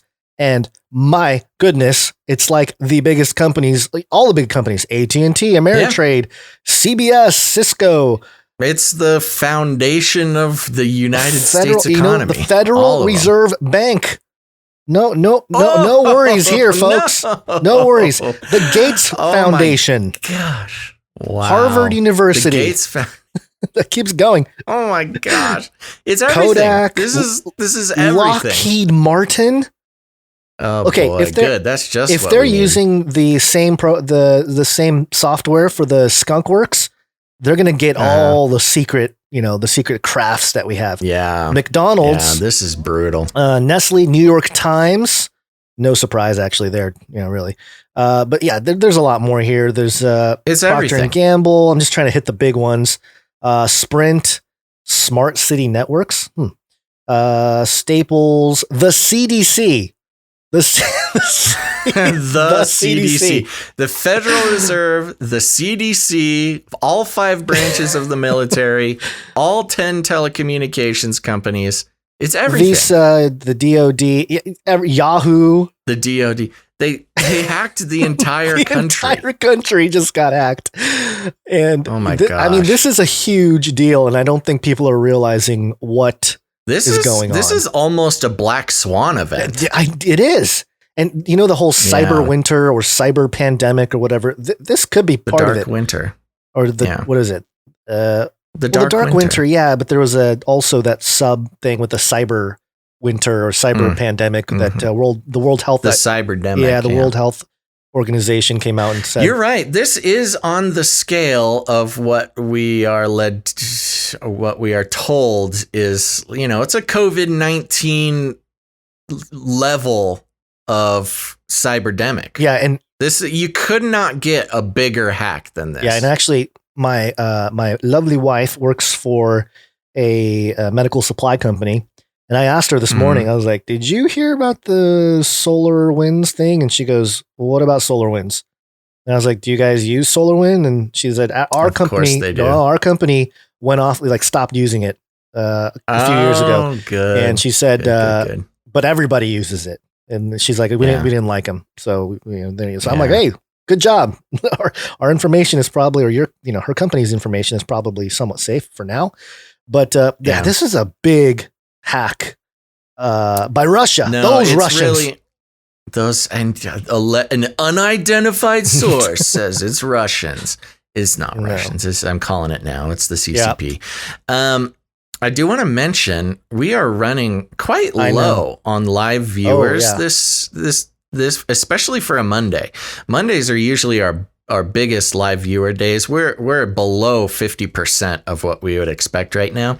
I do want to say Bloomy over on YouTube says, I didn't know you guys were live. Even though I've checked the people I'm subscribed to multiple times, I had to search for your channel to find out. Yeah. So not only are notifications not going out, but it's not even showing up in the subscriber list. So there you go. We also got hit. Yeah. SolarWinds is not a Chinese company, by the way, just so that. Oh, well, you wouldn't need to hack it if it was a Chinese company. Hold on. Let me keep going on this because it'll give more information. The new hack. Wait. Oh, sorry. And we got so excited. In a Monday about update, I talking, think right? it's, yeah. Yes. In a Monday updates, that's today, SolarWinds suggested that thousands of clients had potentially been impacted by the vulnerability, which had arisen through an update in the spring. Quote, SolarWinds currently believes the actual number of customers that may have had an installation of the Orion products that contained this vulnerability to be fewer than 18,000. I like the wording. Oh, good. The wording is fewer than 18,000. Oh my God. That's like saying, this virus is going to affect less than 8 billion people. Yeah, some PR person really made their daily bread with that sentence. Contain this vulnerability. Don't worry, it was fewer than 18,000. Russia has denied any involvement in the cyber attack, but Moscow's efforts to interfere in government and private systems around the world have been well documented and reported by U.S. and allied intelligence agencies. Thanks to China. Except for all the times it's been officially debunked. Multiple times. It is typical for Russia or other nations. It is typical for Russia or other nations to deny involvement in such attacks when they are accused. China and Iran have also recently been accused of carrying out cyber attacks against the U.S. Okay, cool, great. Quote, I reject these statements, these accusations once again, Dmitry Peskov, a spokesperson for the Russian President Vladimir Putin, said Monday. Russia's TASS news agency reported. Peskov added, quote, it is wrong to groundlessly blame Russians right away. We have nothing to do with this. You know, I have no reason to defend the Russians in this, but still. But it just doesn't feel like the Russians. It really doesn't. There could be some Russians involved in supporting some of the hack. Yeah, well, there's Russians involved in everything. Sure, but yeah, to blame Putin outright, and I like how they mention China and Iran have been. It's almost like, and your call, and I agree with you that this is actually China doing this, or at least because I think this is a retaliation for our last story about the leak about the CCP members. Right. So, and it's ongoing. Well, that's actually an interesting point. That's a good point because the CCP list. What day did that actually break? CCP thing. Well, it's been kind of a slow drip with Fang Fang, and then this story from the New York Times was published. Well, specifically the 2 million. Yeah, that was published on the 13th, but I think it was the 12th. It was yesterday. Yeah, I think it was like the 12th or the 11th when stuff came out. So last Friday. Yeah, so I mean that's an interesting timeline because the list of the list of CCP members being installed in companies around the world is a pretty humongous deal. Yeah. And then 2 days later, an even humongouser deal goes down. And it seems, I don't know, the timing is just very fishy. It is. How do you get the news about 2 million CCP members being installed around the world out of the news cycle? Well, you just activate the SolarWinds hack. Yeah. Well, I guess it didn't activate it then. It's been going on since spring, but they released it to the public. And that's the thing here. Both anybody operating any kind of political warfare, and they have their ammunition. It's just when do they fire it? And I think this goes back to Trump and the whole idea that Trump might be behind the whole leak. I know it said it was like a defying. It was a dissenter. It was a Chinese dissenter releasing this list of the Chinese Communist Party members.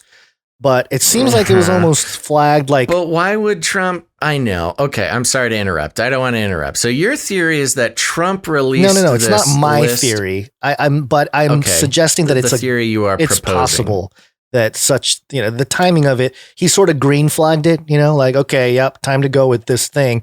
It may not have been him per se, but allowing the information to get out there, especially after the Fang thing. Here's why I don't think that's the case. The list was released to 4 news outlets. None of them were in the United States. It was the Australian, some Swedish thing, a Dutch newspaper, and one others, but it was not it is not a United States outlet.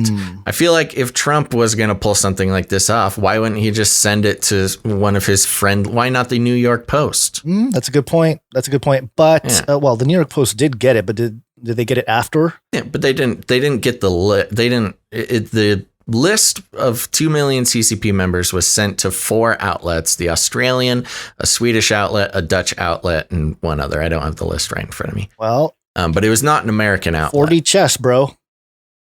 I just don't see why there would be a reason that I don't even understand the desire to give Trump the credit. Well, it's not giving him credit per se. It's just the fact that this adds to the animosity being built up against China in the United States at a time right now when the election stuff is going on. And it might allow Trump to exercise his executive order about foreign interference and specifically nail China as the main culprit for all of it. It doesn't have to be China. It could be anybody else, but I just want to give the Chinese dissenter the credit. You can give him the credit. In a world, the dissenter, I'm giving him the credit because that's what's reported by the outlets who received it. First, I think it's important to not try to conspiracy away the credit from this dissenter, because in living in a country now where dissenters may become more and more important, China even more so. I mean, this Chinese guy who got the info and sent it out to foreign outlets to try to expose his, corrupt government's dealings. I mean, that guy took a huge risk. If they know who he is, he's a goner. So you think that because a lot of the infiltration is worldwide, it's not just the United States, but the United States benefits from this information. I am suspicious. Yeah, everybody benefits. Yeah. I mean, that there's worldwide. It was a worldwide thing. It's not just against America. These CCP members. But I think. I think the idea of giving Trump credit for this. Look, if there's any evidence to give credit to Trump for it, I would, but I don't want to give him credit for something he didn't do just because he's Trump. I'm not even bringing it up to give him credit. I'm bringing it up because I think he can use it politically to justify an enemy to go to war. Surely he will use it. And when you think about it, and this is kind of another point that I wanted to make. He's not going to go to war with China. Not like an open scale war like in World War II necessarily, but in terms of some measures that would be justified to take action on his behalf, it's possible. And of course he will. Of course he'll use it. And if you think about the elite and how they operate, right? You kind of look behind the shadowy figures that run everything. They thrive on war, right? They've always thrived on warfare.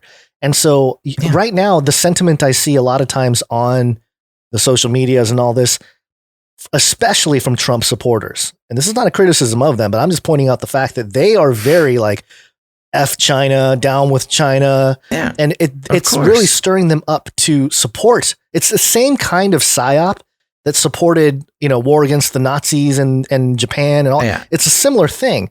And so that's kind of why I'm like, oh, this could be, because, never let a good crisis go to waste.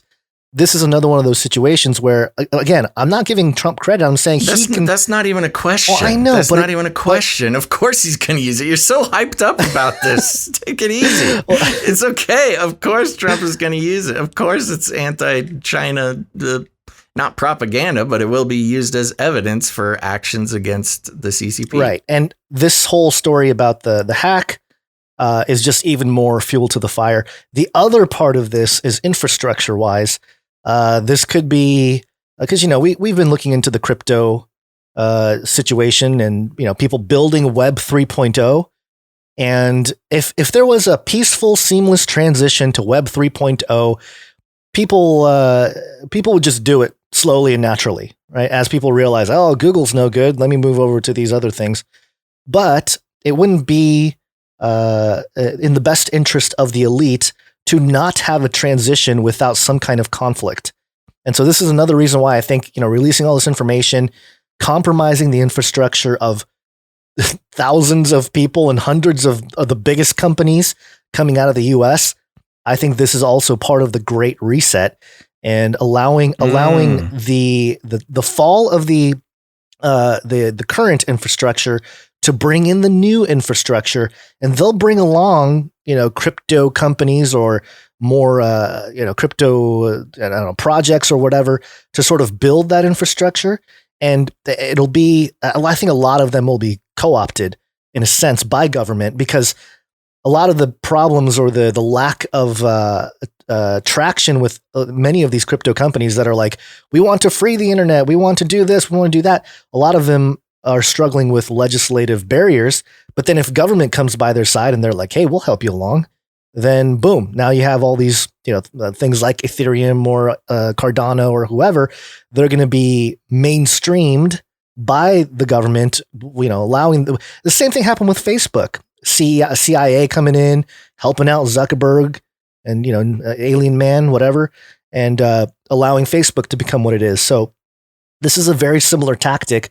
And, just got to always think ahead when it comes to exposing things and the destruction of traditional infrastructure. They're doing it for something else. They're always thinking a few steps ahead. And so that's the only reason why I even brought up the Trump thing, because it's not necessarily give Trump credit because he released the information. No, I hear you. I think of course, you make a correct assessment. Of course, this will be used. I did not think about it in the context of the Great Reset. That's a pretty good point. But yes, of course, this will be used in all anti-China decisions and activity. If Trump stays in office, of course, he's going to love using it. Who knows what Biden will do? Probably nothing. But yeah, no, I just, you were talking about Trump releasing this information. There's no reason to think Trump he doesn't released have to. The information. He may have green-lighted it though, that's all I'm saying. But why would he need to green-light a Chinese dissident to send it to foreign non-American outlets? I'm only looking at the timeline of things that occurred, and those other countries, are they friendly to the US that were released, the news outlets? Sweden, Dutch, they're the Australian, Australia is a Five Eyes. Yeah, so it could be one of those situations where he's like, okay, I can't, because he's not going to be able to release it. But why in the world? I'm just saying. These are hypotheticals. We don't have to argue about it. But I'm not arguing. I'm just saying. I just don't think Trump. Maybe, I guess he could have had something to do with it if he really wanted to, but I just don't see why Trump even needs to be involved in it. I'm just picturing him sitting there going, release it, do it now. We got the fang, bring out the next thing. Go ahead. Yeah, I like the story of a Chinese dissident, and both things could be true. Corrupt government. Both things could be true. You never know. Just don't know why you want. I didn't say I want it to be. I'm just saying that it's. I know you're acting like. Because okay. The only reason why I even say that is because of the timing of everything. If it wasn't, if it didn't happen right now, right after, on the heels of the Fang story, I would be like, I would 100% agree with you. But in the political climate that we're in right now with the U.S., it's just to me, it's kind of like it's too perfect when it came out. So that's all I'm saying. It was perfect. But it was interesting. I just think it's interesting, if it did come out that way, if we're talking about Trump being involved in the release of information, he would be much more involved in the release of American information regarding the SolarWinds attack. And that came 2 days after the CCP release. So that seems like it would have Trump involved more than anything else. Yeah, let's see. But that would put him in the seat of, distracting from the CCP release. Right. Well, we'll just have to see. Well, it's neither here nor there. We're not going to change the outcome of any of this. But I think he's still fighting the whole election fraud thing. Let's see. I'm just going to take a look at his most recent tweet here. Wow, this report shows massive fraud, election changing results. And he linked to Detroit Free Press. Judge orders release of report examining Antrim County vote tabulators. I'm getting messages here that the Dutch media is not a friend of Trump. Oh, okay. So the Dutch media releasing it would not follow the Trump hypothesis. Okay. But certainly he will use it. Everybody will use it. Okay, let's see. What other stories do we have here? We need to take a break. We need to take a break to get into the other stuff because we have a few more things to cover. We have just a real quick Waxine update, a few stories to hit. Maybe not read the whole thing, but there's a Bill Gates clip in there. And then also, we didn't get to the Facebook lawsuit last episode, so we'll hit on that. And then we'll hit on an email that came in about the PCR. And we'll sort of we'll just discuss the email and a possible, not a refute necessarily, but just a conversation about it coming from you and I, the naive people that don't know much about any of this, just sharing information. But anyway, do you want to take a break and then just let's get on with it because I'm running out of time. Don't you have a hard out today? I do. Yeah, I got 30 minutes. Well. We're not going to hit all those things, but we'll hit as much as we can. But first, we're going to take a very quick break.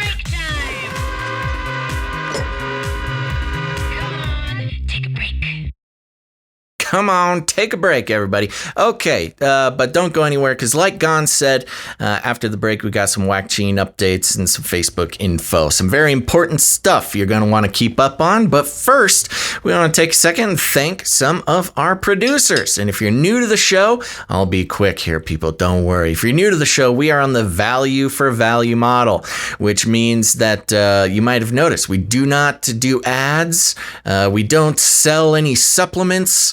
We don't we don't do a lot of things that would definitely be more profitable if we did. Instead, we are on the value for value model. We have eschewed the shackles of advertising, in which, a lot of people don't quite understand why that's such a rebellious act. But with advertising being all up in bed with privacy concerns and big data, not to mention mind control, we just decided that advertising was not the way to go for us. We realized that a lot of podcasts and shows on the internet are just peachy. They feel just fine about advertising to their people. Here's the thing, Gons, both you and I have had experience with the advertising industry. Me a little bit, just a little bit more than you, and it really makes me sick because there's big advertisers throughout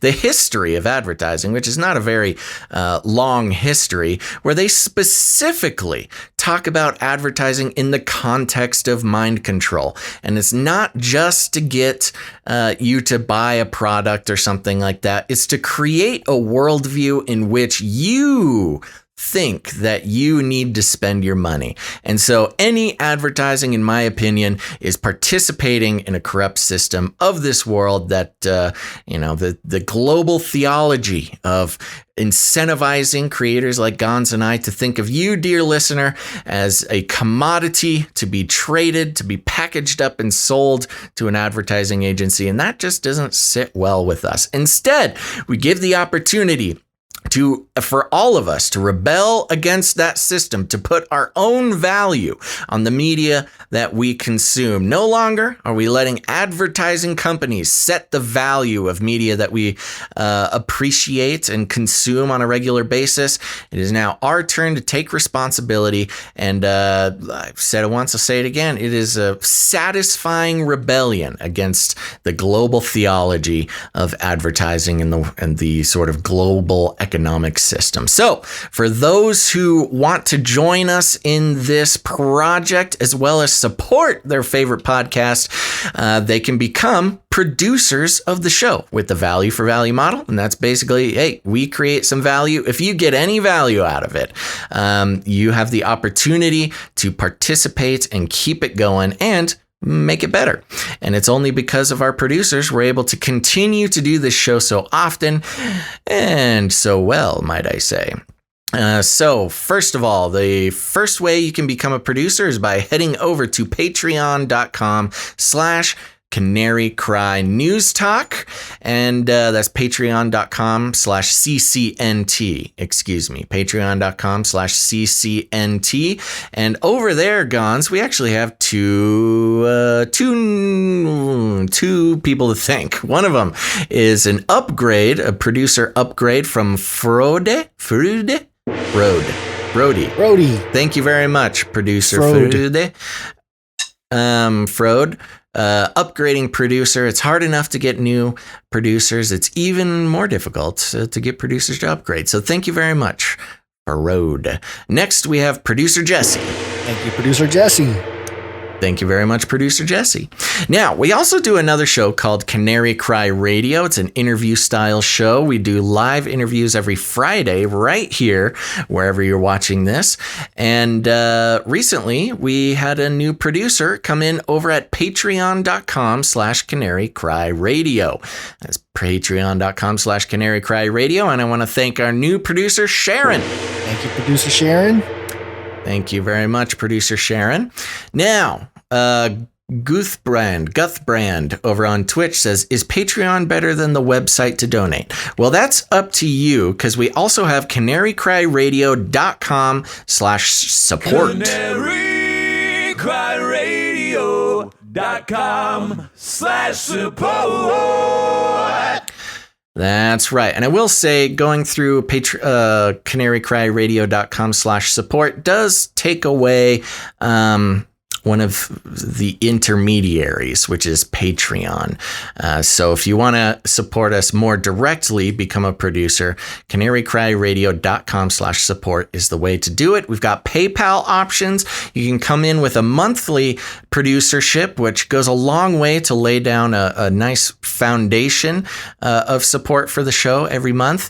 Or if commitment is not your thing, you can make a one-time producership in any amount through PayPal. There's also cryptocurrency and other fun ways. There's also some good information about the Canary Cry Roundtable of Knights and Dames over there as well. Gons, who do we have coming in on the PayPal? PayPal, we have a good handful of people today.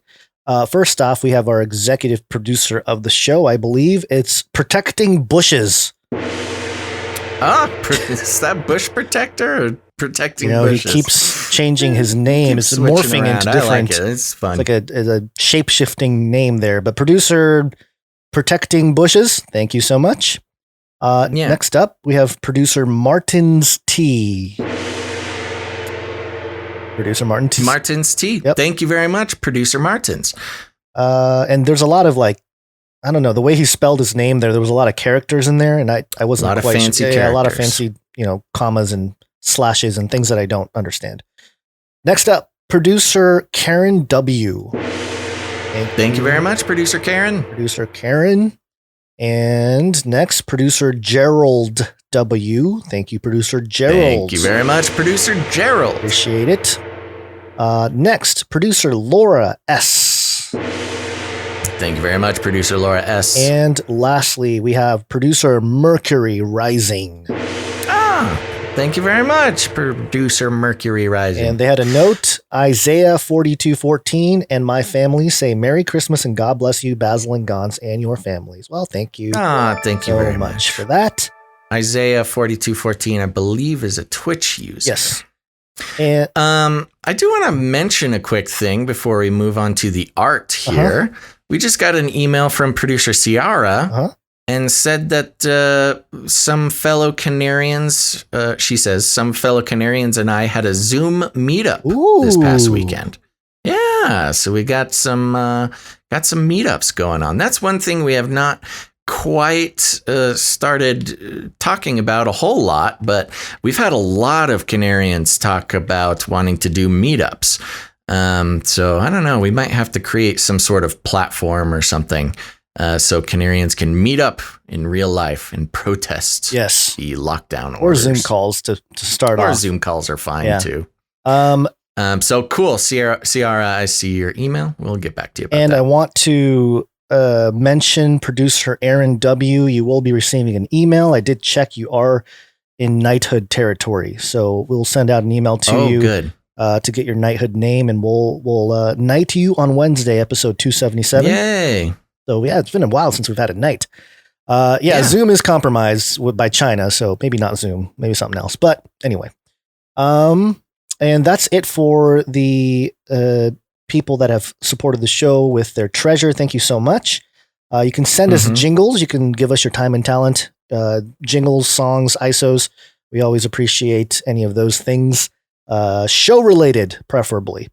And as become tradition on our show, we would like to highlight and thank the producers that have sent in artwork. One art, please. So far we have, first off, producer Ali came in with this piece shown on the screen. Podcaster creates super soldier powered by 0 point energy. And it's a picture of Basil with his googly eyes all floating everywhere. Yes, and I've lost my finger to my magnet workstation. Yes, mentioned that last episode here. Yes, and on my other hand, I've got two magnets crushing my hand, but I am wearing my my weightlifting shirt. Yes, so and good. the super soldier standing next to you is a good 2 feet taller than you. So that would make him at least 8 feet tall, right? I've yet to start working on this super soldier project, but you know, with all that's going on, I might need to come up with my own soon. Yeah. All right. Yeah. Don't go Golem on us. Don't create the Golem like the alchemists are trying to do. So thank you so much for that, producer Ali. Keep it up. Next up, we have producer Mark. And he, don't have the note in front of me, but basically he came up with, he's been doing a lot of these, taking some of the topics here and coming up with interesting things with it. This one here, I'm in the wrong email. He's the same guy talking about the PCR stuff. He said, I felt inspired by Ali's rendition of Basil Podcasterson to start another art series, episode 1 attached. And it's the time traveling misadventures of Basil Podcasterson. Yes, this is fun. Oh, good. Let's see how to best put this into audio form. So this first panel here, we've got Basil Podcasterson visiting the ye old timekeeping shop. And Basil says this, "Come hither, Sir Kitty, let us see what novel wares the watchmaker haseth today." Up on a high shelf at the back of the shop, covered in dust, Basil finds an aged but very intriguing timepiece in sort of a spirally, almost like a Salvador Dali style looking watch. As Basil inspects the watch, his finger accidentally hits one of the dials. A date appears in the face, 10,000 BC. There's a bright flash, and then, "Oh, Sir Kitty, what an evil happenstance has been cast upon us." And then the chicken-sized T-Rex. Yes, Basil is riding a T-Rex here, and there's a volcano and some velociraptors. "Thank the Lord I learned well during Father Rex's dinosaur language lessons in monk school." So this is the talking dinosaur talking here. A really good spelling of that noise. Where or when will this odd watch lead Basil and Sir Kitty next? Stay tuned. Very good. Thank you very much. Oopsies. And then there is another... it's a blank version of the template and header for anybody else who wants to join in on the fun. So if you go to canarycrynewstalk.com, you'll get a blank version of the episode and the heading there, and just a picture of Basil Podcasterson just there. Oh, that's good. Opening it up to the masses, a crowdsourced comic about Basil Podcasterson. Thank you very much. Who is that? Was that producer Mark? Mark. Who did that? Thank you very much, Producer Mark. Yes, thank you. Next up, we have Producer Tom. And Producer Tom came in with a piece here that shows, I'm trying to remember what it's called.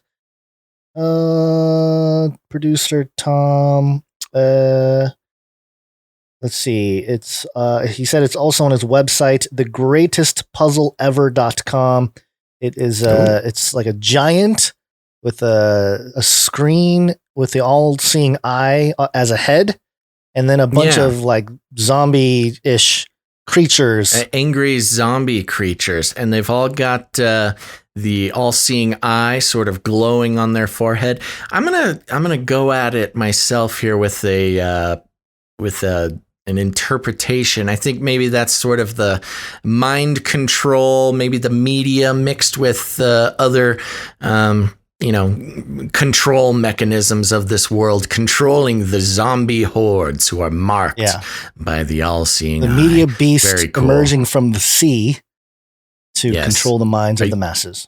Very good. Are you reading that? Did he send? No, I'm just giving my own spin on it. You're just explaining it better. Good job. Yes, so thank you very much, Producer Tom. We appreciate it. Next up, we have one from Producer Rianne. And this one is a flippy arm flipping a burger, and it's captioned, "Hey everybody, it's your favorite disembodied arm here for a flippy menu update. We are now serving liberal burgers with your choice of freedom fries or the new fan favorite Waksheen chips, seasoned with garlic powder and a tasty crunch of mRNA in every bite. Big government's got big taste." That's a government's got big taste. A really good line. If we see that on a billboard one day, we'll know that they stole it from Rianne. Big government's got big taste. That's a really very good. Who Rianne, is that? Who? Thank you, Producer Rianne. Who said in her note, "If it makes us feel any better, everyone pronounces her name like a whiny cat." Rianne. We just triggered her. But thank you for that. Sorry. Great piece of art. And lastly, we got a picture here. It was again, we normally don't like photos, but every once in a while we'll throw it in because it's kind of interesting. But this one was sent in by producer Steven, and he said, "Chicken waterer of the beast." And it's like a picture of a chicken watering tank. On the back of it, it's got a little giant logo and the number 666. Well, there's only three sixes. 666. Yeah, we're stepping over each other. Now it sounds like there's 6666666, which is whatever. But yes, very interesting. The chicken of the beast. Uh-oh, I lost Basil. No. In the meantime, thank you so much for all the producers here. Really appreciate it. I think Basil wanted to read a note. A quick Rona update from the Netherlands from producer Lloyd. They said, "A quick Rona update. I thought you might find it interesting to know what's going on in Sodom. Please note that I'm not a native English speaker. My apologies in advance for grammatical errors. Today, the government announced on the news that the Rona measures of the partial lockdown will become more severe." Okay, so his computer froze. It's falling apart, so he's going to reboot. So I'll read this in the meantime. "All the non-essential businesses will be shut down until further notice. Only public facilities like supermarkets, hospitals, and government institutions will stay open. In the beginning of 2021, the Dutch government will start vaccinating people. In the Netherlands, there still is a law that says no one may penetrate your body without your consent, also in the case of vaccination. However, the Dutch news shows announced that some businesses consider not allowing people who are not vaccinated to enter their store, which is very familiar to what we're dealing with here. And then tonight at 7 p.m. Dutch local time, President Rutte will hold a speech to officially announce the new Rona measures and that they will keep us posted. Thank you, producer Lloyd. Appreciate that, to keep us informed about what's going on around the world when it comes to the Rona lockdowns and also the vaccine measures. And a note here. I don't know if this is from the same thing. Okay. It says, Basil, when you stand before the Most High God in judgment, don't you think you will deeply regret not showing the image of God, your face? Please heed my words, brother, and pray on it. We'll have to ask Basil what his take is on that whole situation there of feeling guilty when he stands before God. Is he not going to feel guilty about not ever showing God's image through his face? So very interesting. Thank you so much for all the support, all the producers out there. And for time's sake, oh my goodness, we're so running out of time. Let me go back and end the break here. Yes, it's wake up time. Hey, yo, wake up. And we have a couple COVID vaccine updates. A pandemic special. Vaccine. This is New Hampshire Union Leader or unionleader.com. Gov's order makes COVID vaccine registry mandatory. Governor Chris Sununu last week signed an executive order requiring everyone who receives a COVID-19 vaccine to have their immunizations registered with the state. New Hampshire has been the only state without a vaccine registry. A list of who has received which vaccines, though state law directed the Department of Health and Human Services to create the registry years ago, the state only began building the registry this year. So part of this sounds like, hey, pretty sweet to be in New Hampshire. There's no registry or no record of you ever getting a vaccine or not getting a vaccine, but apparently they've been forced into complying with the rest of the country and creating that database. And now the registry is mandatory, which doesn't come as a surprise. Again, I'm more surprised that there was anywhere in this country that didn't have some kind of database keeping track of that stuff. Let's see. Next up real quick here. This is considering the AI. Artificial intelligence. And this is timesnownews.com. Researchers introduced the first artificial intelligence tool to detect COVID-19 probability. And, this is one of those we wanted to read, but I don't know if we have time to read through everything. Let me do a couple paragraphs here. Washington, a study in the Journal of Medical Internet Research introduced BioCognitive's new AI COVID software that can easily predict the probability of COVID-19 infection. A team of researchers from the University of Vermont and Cedars-Sinai discovered high accuracy in predicting the probability of COVID-19 infection using routine blood tests, which can help hospitals reduce the number of patients referred for scarce PCR testing. Lead author and University of Vermont Assistant Professor Timothy Plante, MD, MHS said, quote, 9 months into this pandemic, we now have a better understanding of how to care for patients with COVID-19, but there's still a big bottleneck in COVID-19 diagnosis with PCR testing. PCR testing is the current standard diagnostic for COVID-19 and requires specific sampling like nasal swabs and specialized laboratory equipment to run. Quote, according to data from over 100 U.S. hospitals, the national average turnaround time for COVID-19 tests ordered in emergency rooms is above 24 hours, far from the targeted 1 hour turnaround. BioCognitive Chief Operating Officer Tanya Kanigan, PhD, said, complete blood count and complete metabolic panels are common laboratory tests ordered by emergency departments and have rapid turnaround time. These tests provide insight into the immune system, electrolytes, kidney, and liver. The researchers were able to train a model that analyzes changes in these routine tests and assigns a probability of the patient being COVID-19 negative with high accuracy. So very interesting that they would use AI to not directly test for COVID-19, but use a probability or other aspects of your blood or blood test to come up with a result of the probability of having COVID-19. And this is, this is another one of those cases where you add a layer of AI into the mix, and you never know how accurate these things can be. And certainly, it all depends on the data in, data out, and the way the information is analyzed. But again, this relying so much on AI is somewhat troubling, if you ask me.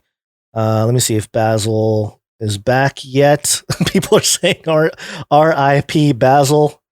Yeah, someone didn't like what he was talking about today. Maybe it was me. Maybe I got my secret agents to shut him down over there. But there you go. This is another troubling aspect of using AI to justify. And again, what happens if the AI starts freaking out and what are the levels of false positives that can come about from a layer of AI just to speed things up? And so that's another troubling aspect to this whole situation here. And then lastly, this is, I saw this, Bill Gates, he's out there again talking about the pandy. And let's hear him on CNN. It's a 2-minute clip. Hopefully it gives Basil enough time to log back in. People in California are right now under brand new stay-at-home orders as hospitals there risk being overwhelmed. There are a lot of governors who oppose bringing back these lockdown orders and forcing businesses to close.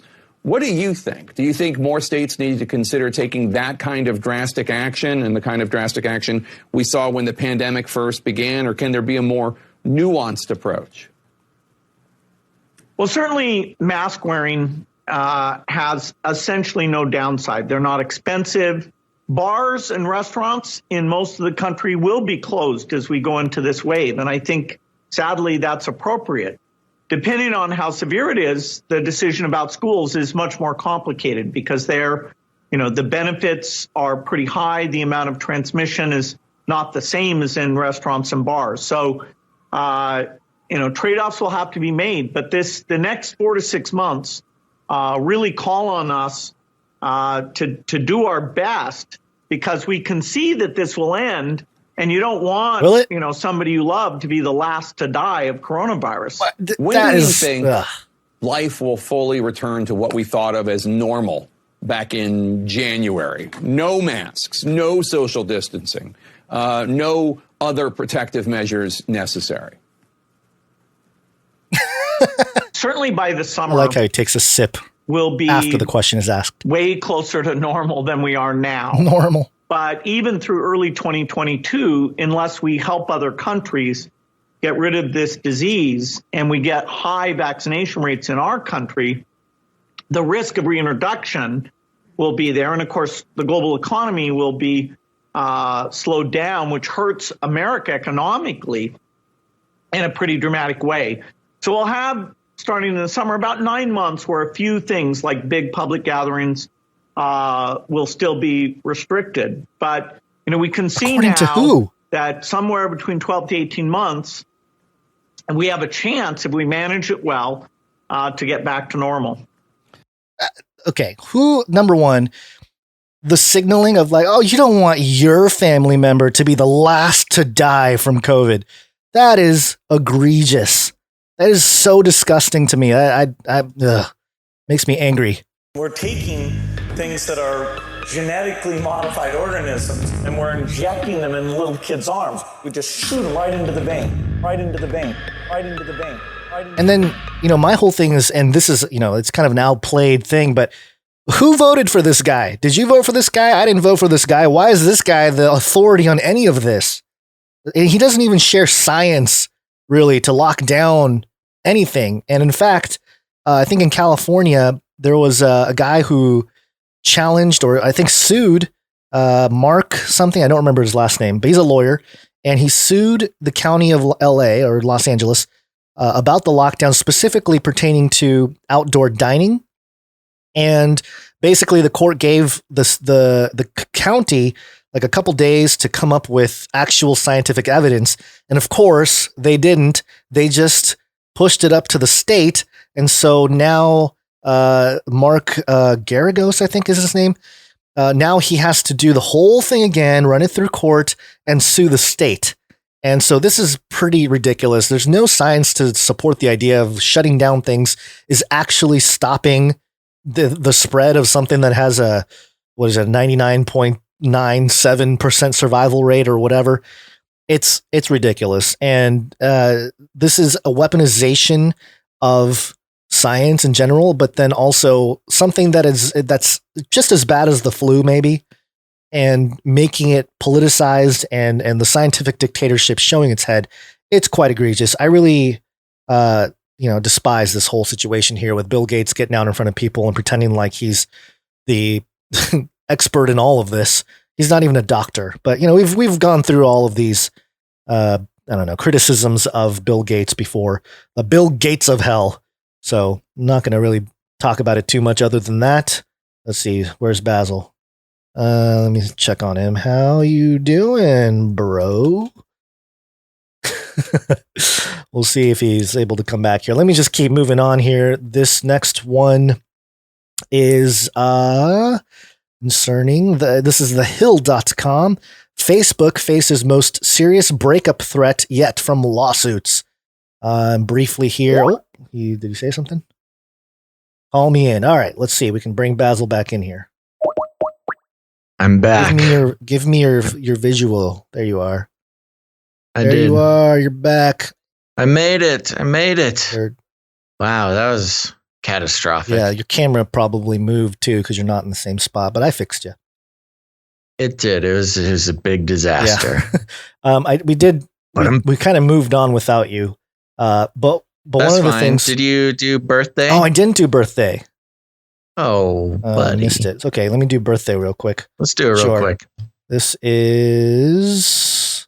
where's my birthday jingle? Oh, no. Oh, here it is. It's my birthday. Happy birthday to me.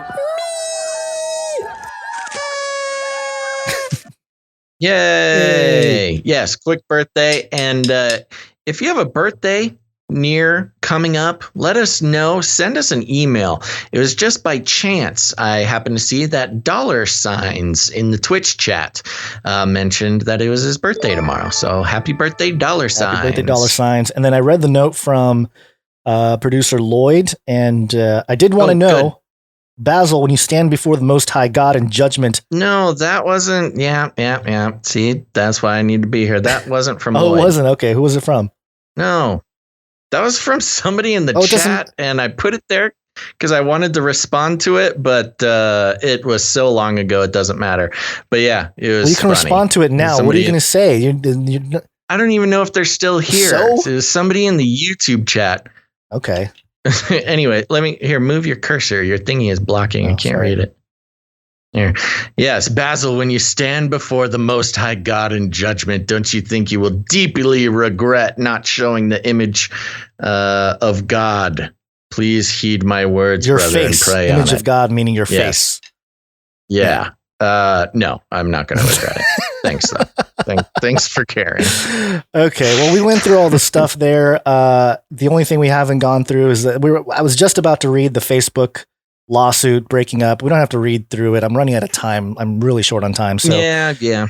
I know this was perfect timing for our short time disaster. Yeah. So basically, the government is looking at breaking up Facebook and other big tech companies. I don't know if it's going to actually happen. It'd be very difficult for it to happen. But there's a compromise and a hack that takes out all this information.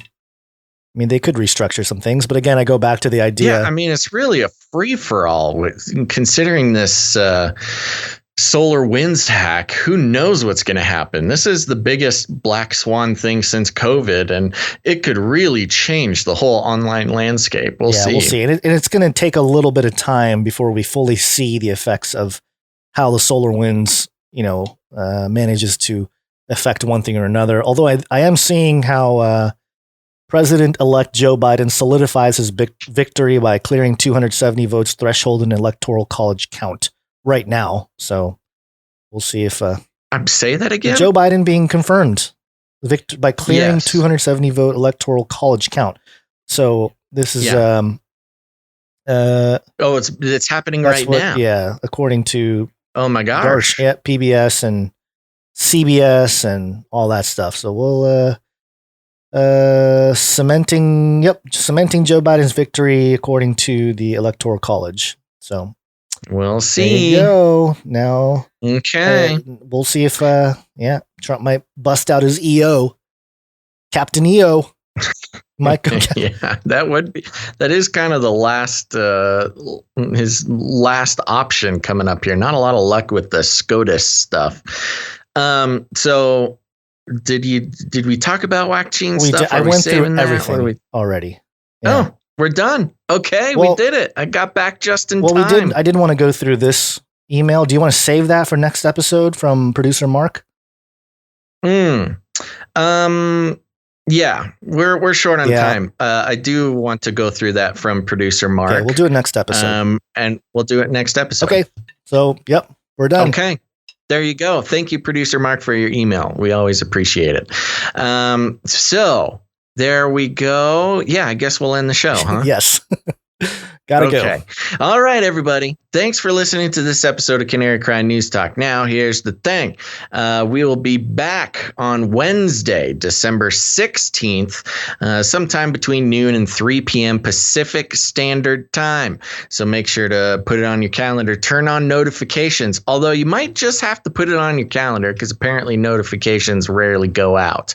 But there you go. December 16th, sometime between noon and 3 p.m. Pacific Standard Time. Also, remember to follow us on the RSS feed with a podcast player of your choice. Just search Canary Cry News Talk. We put up each episode after the live broadcast, but it has significantly better audio quality, probably with the exception of this episode because my computer crashed. I have no idea if that file saved. But either way, we'll talk to you on Wednesday. Now, here's the thing.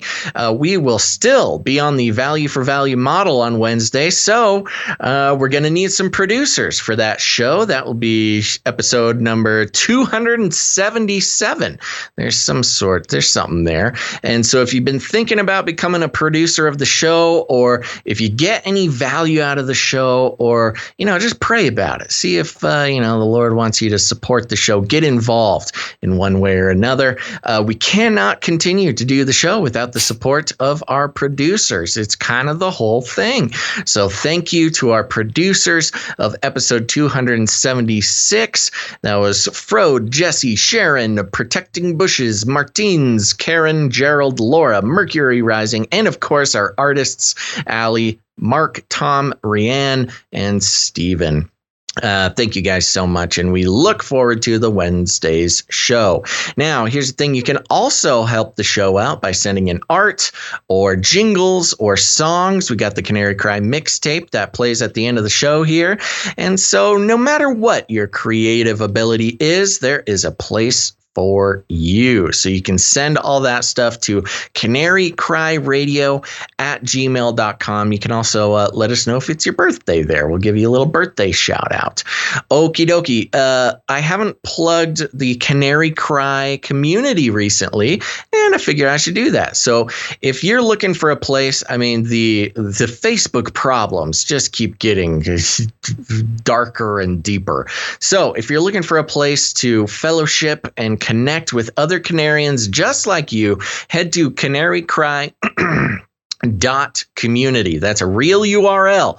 Go there. It's a little old school. It's not quite like a Facebook, but it's even better. It's kind of more of a forum. It's like a forum mixed with a social media. So you should definitely do that. Great place to fellowship and connect with other Canarians. You can talk about different current events or theories, or you can get involved with the Canary Cry Gamers Guild. There's the Canary Cry Foodies. There's something there for everybody. And, in these days, it's more important than ever to connect with people where, you're not going to get in trouble by saying something wacky. Everybody's being themselves over there. It's a really good time. And if you're looking for someone to talk to or get feedback on something, that's a good place to do it too. Now, there's also the Canary Cry merch perch. Oh, that's a jingle. Cue the jingle. I was not ready for that at all.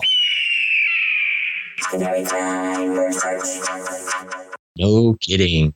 Well, you can head to Canary Cry Merch Perch, where it's a family-run operation there. Producer Dust has taken that project on, and it's a place where you can get your Canary Cry merch. It's all sorts of fun designs there. Lots of them stem from the art that has been on the show before.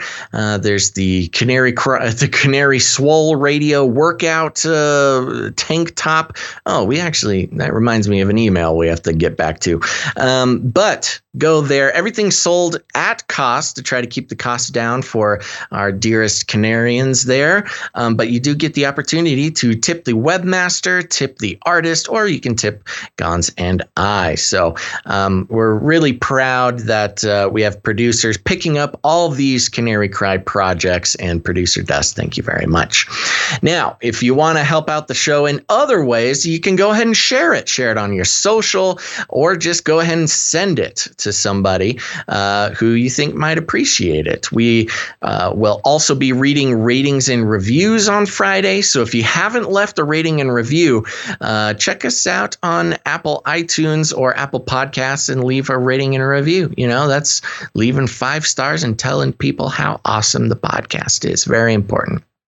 But like I was saying, you can share the show with people in your life who are starting to wake up to the fact that the world is not what it seems. Not just, vaccine related, not just election related, but really a full scale view at all the things going on in the world with a biblical worldview, biblical lens. Very important. A lot of people don't have that type of program that they can tune into.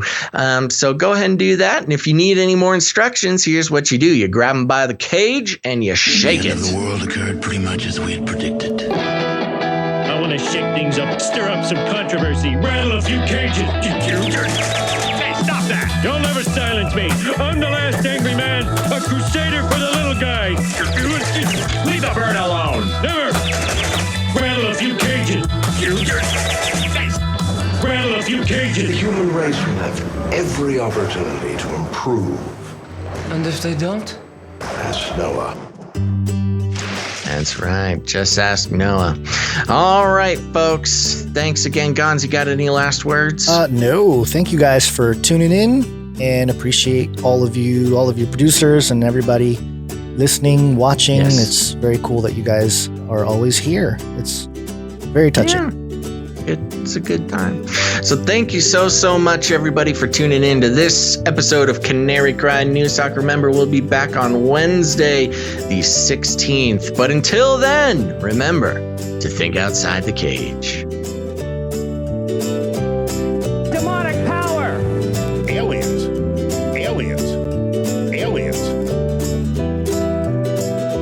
It's got to be biblical.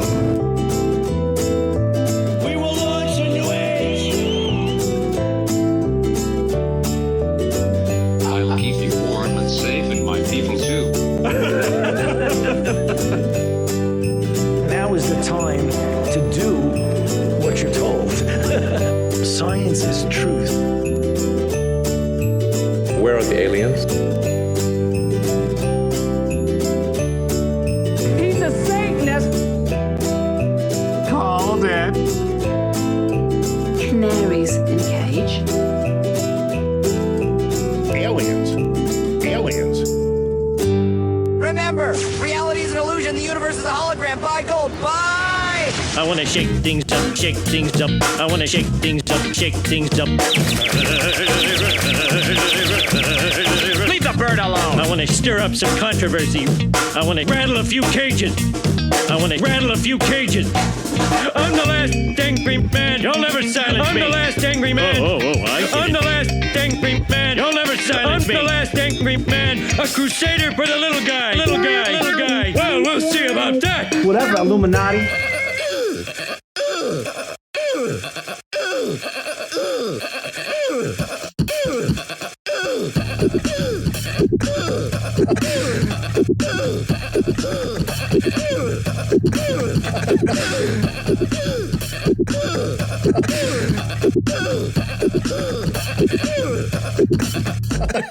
Fun fact, I believe it was another fun fact. Fun fact. Another fun fact. Brings me back to my Screamo days.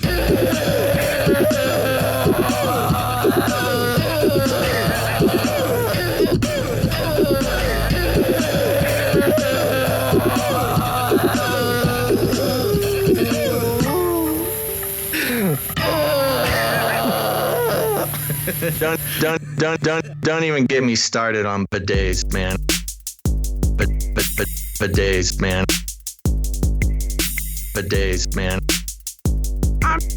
I'm telling you, you were living the life, man.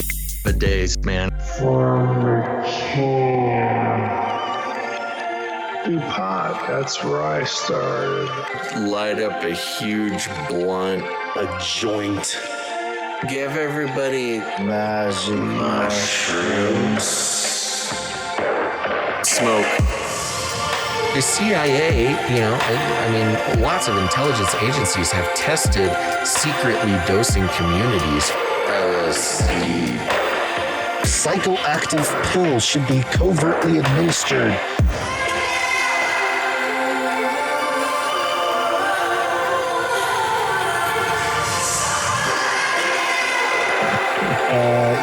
Just put me on some, I don't know. Okay. You shot in the butt, fluoride, oxytocin, get a chemical hug. I did dabble, some of that robot crack. I know what it's like. It's a lethal recipe for disaster. You need help. If you're a pharmacist, you need to repent. All right, weird.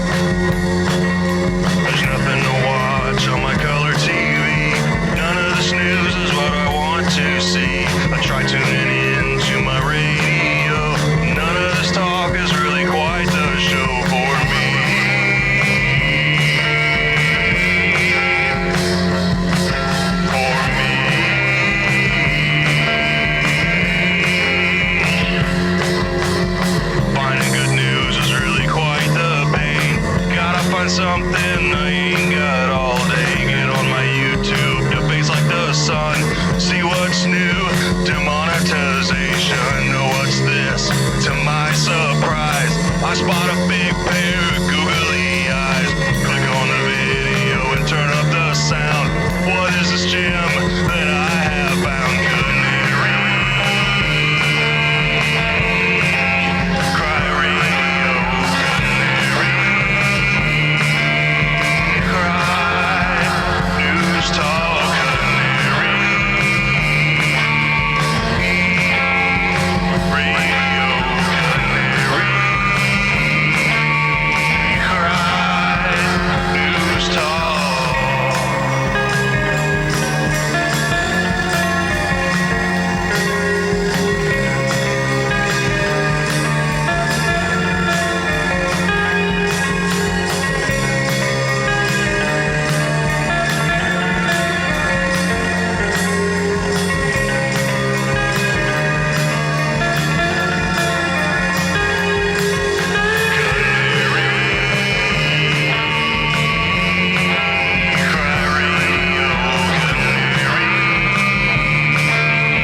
Cry, news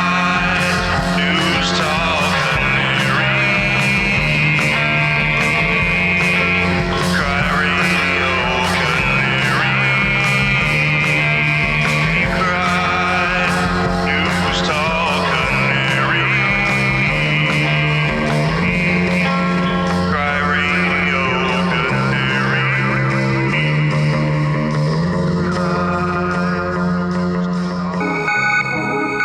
In the future, humans will be confined in a people's zoo.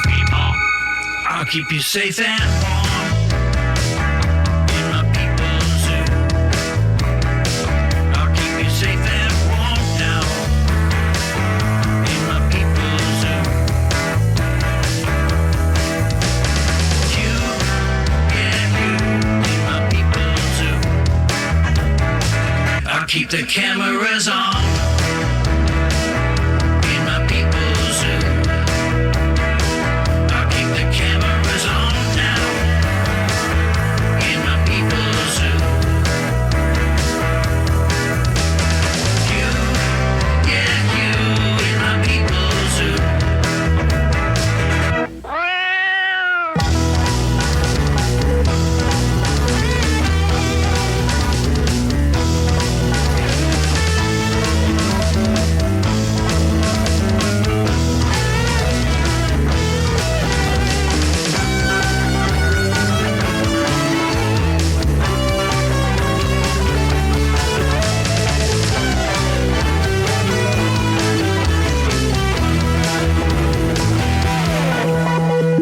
You're fat and sassy in my people's zoo.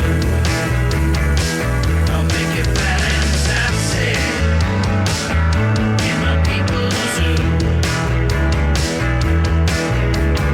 You, yeah, you, yeah, you, in my people's zoo. We should invite fewer people to be born. You can't handle the truth.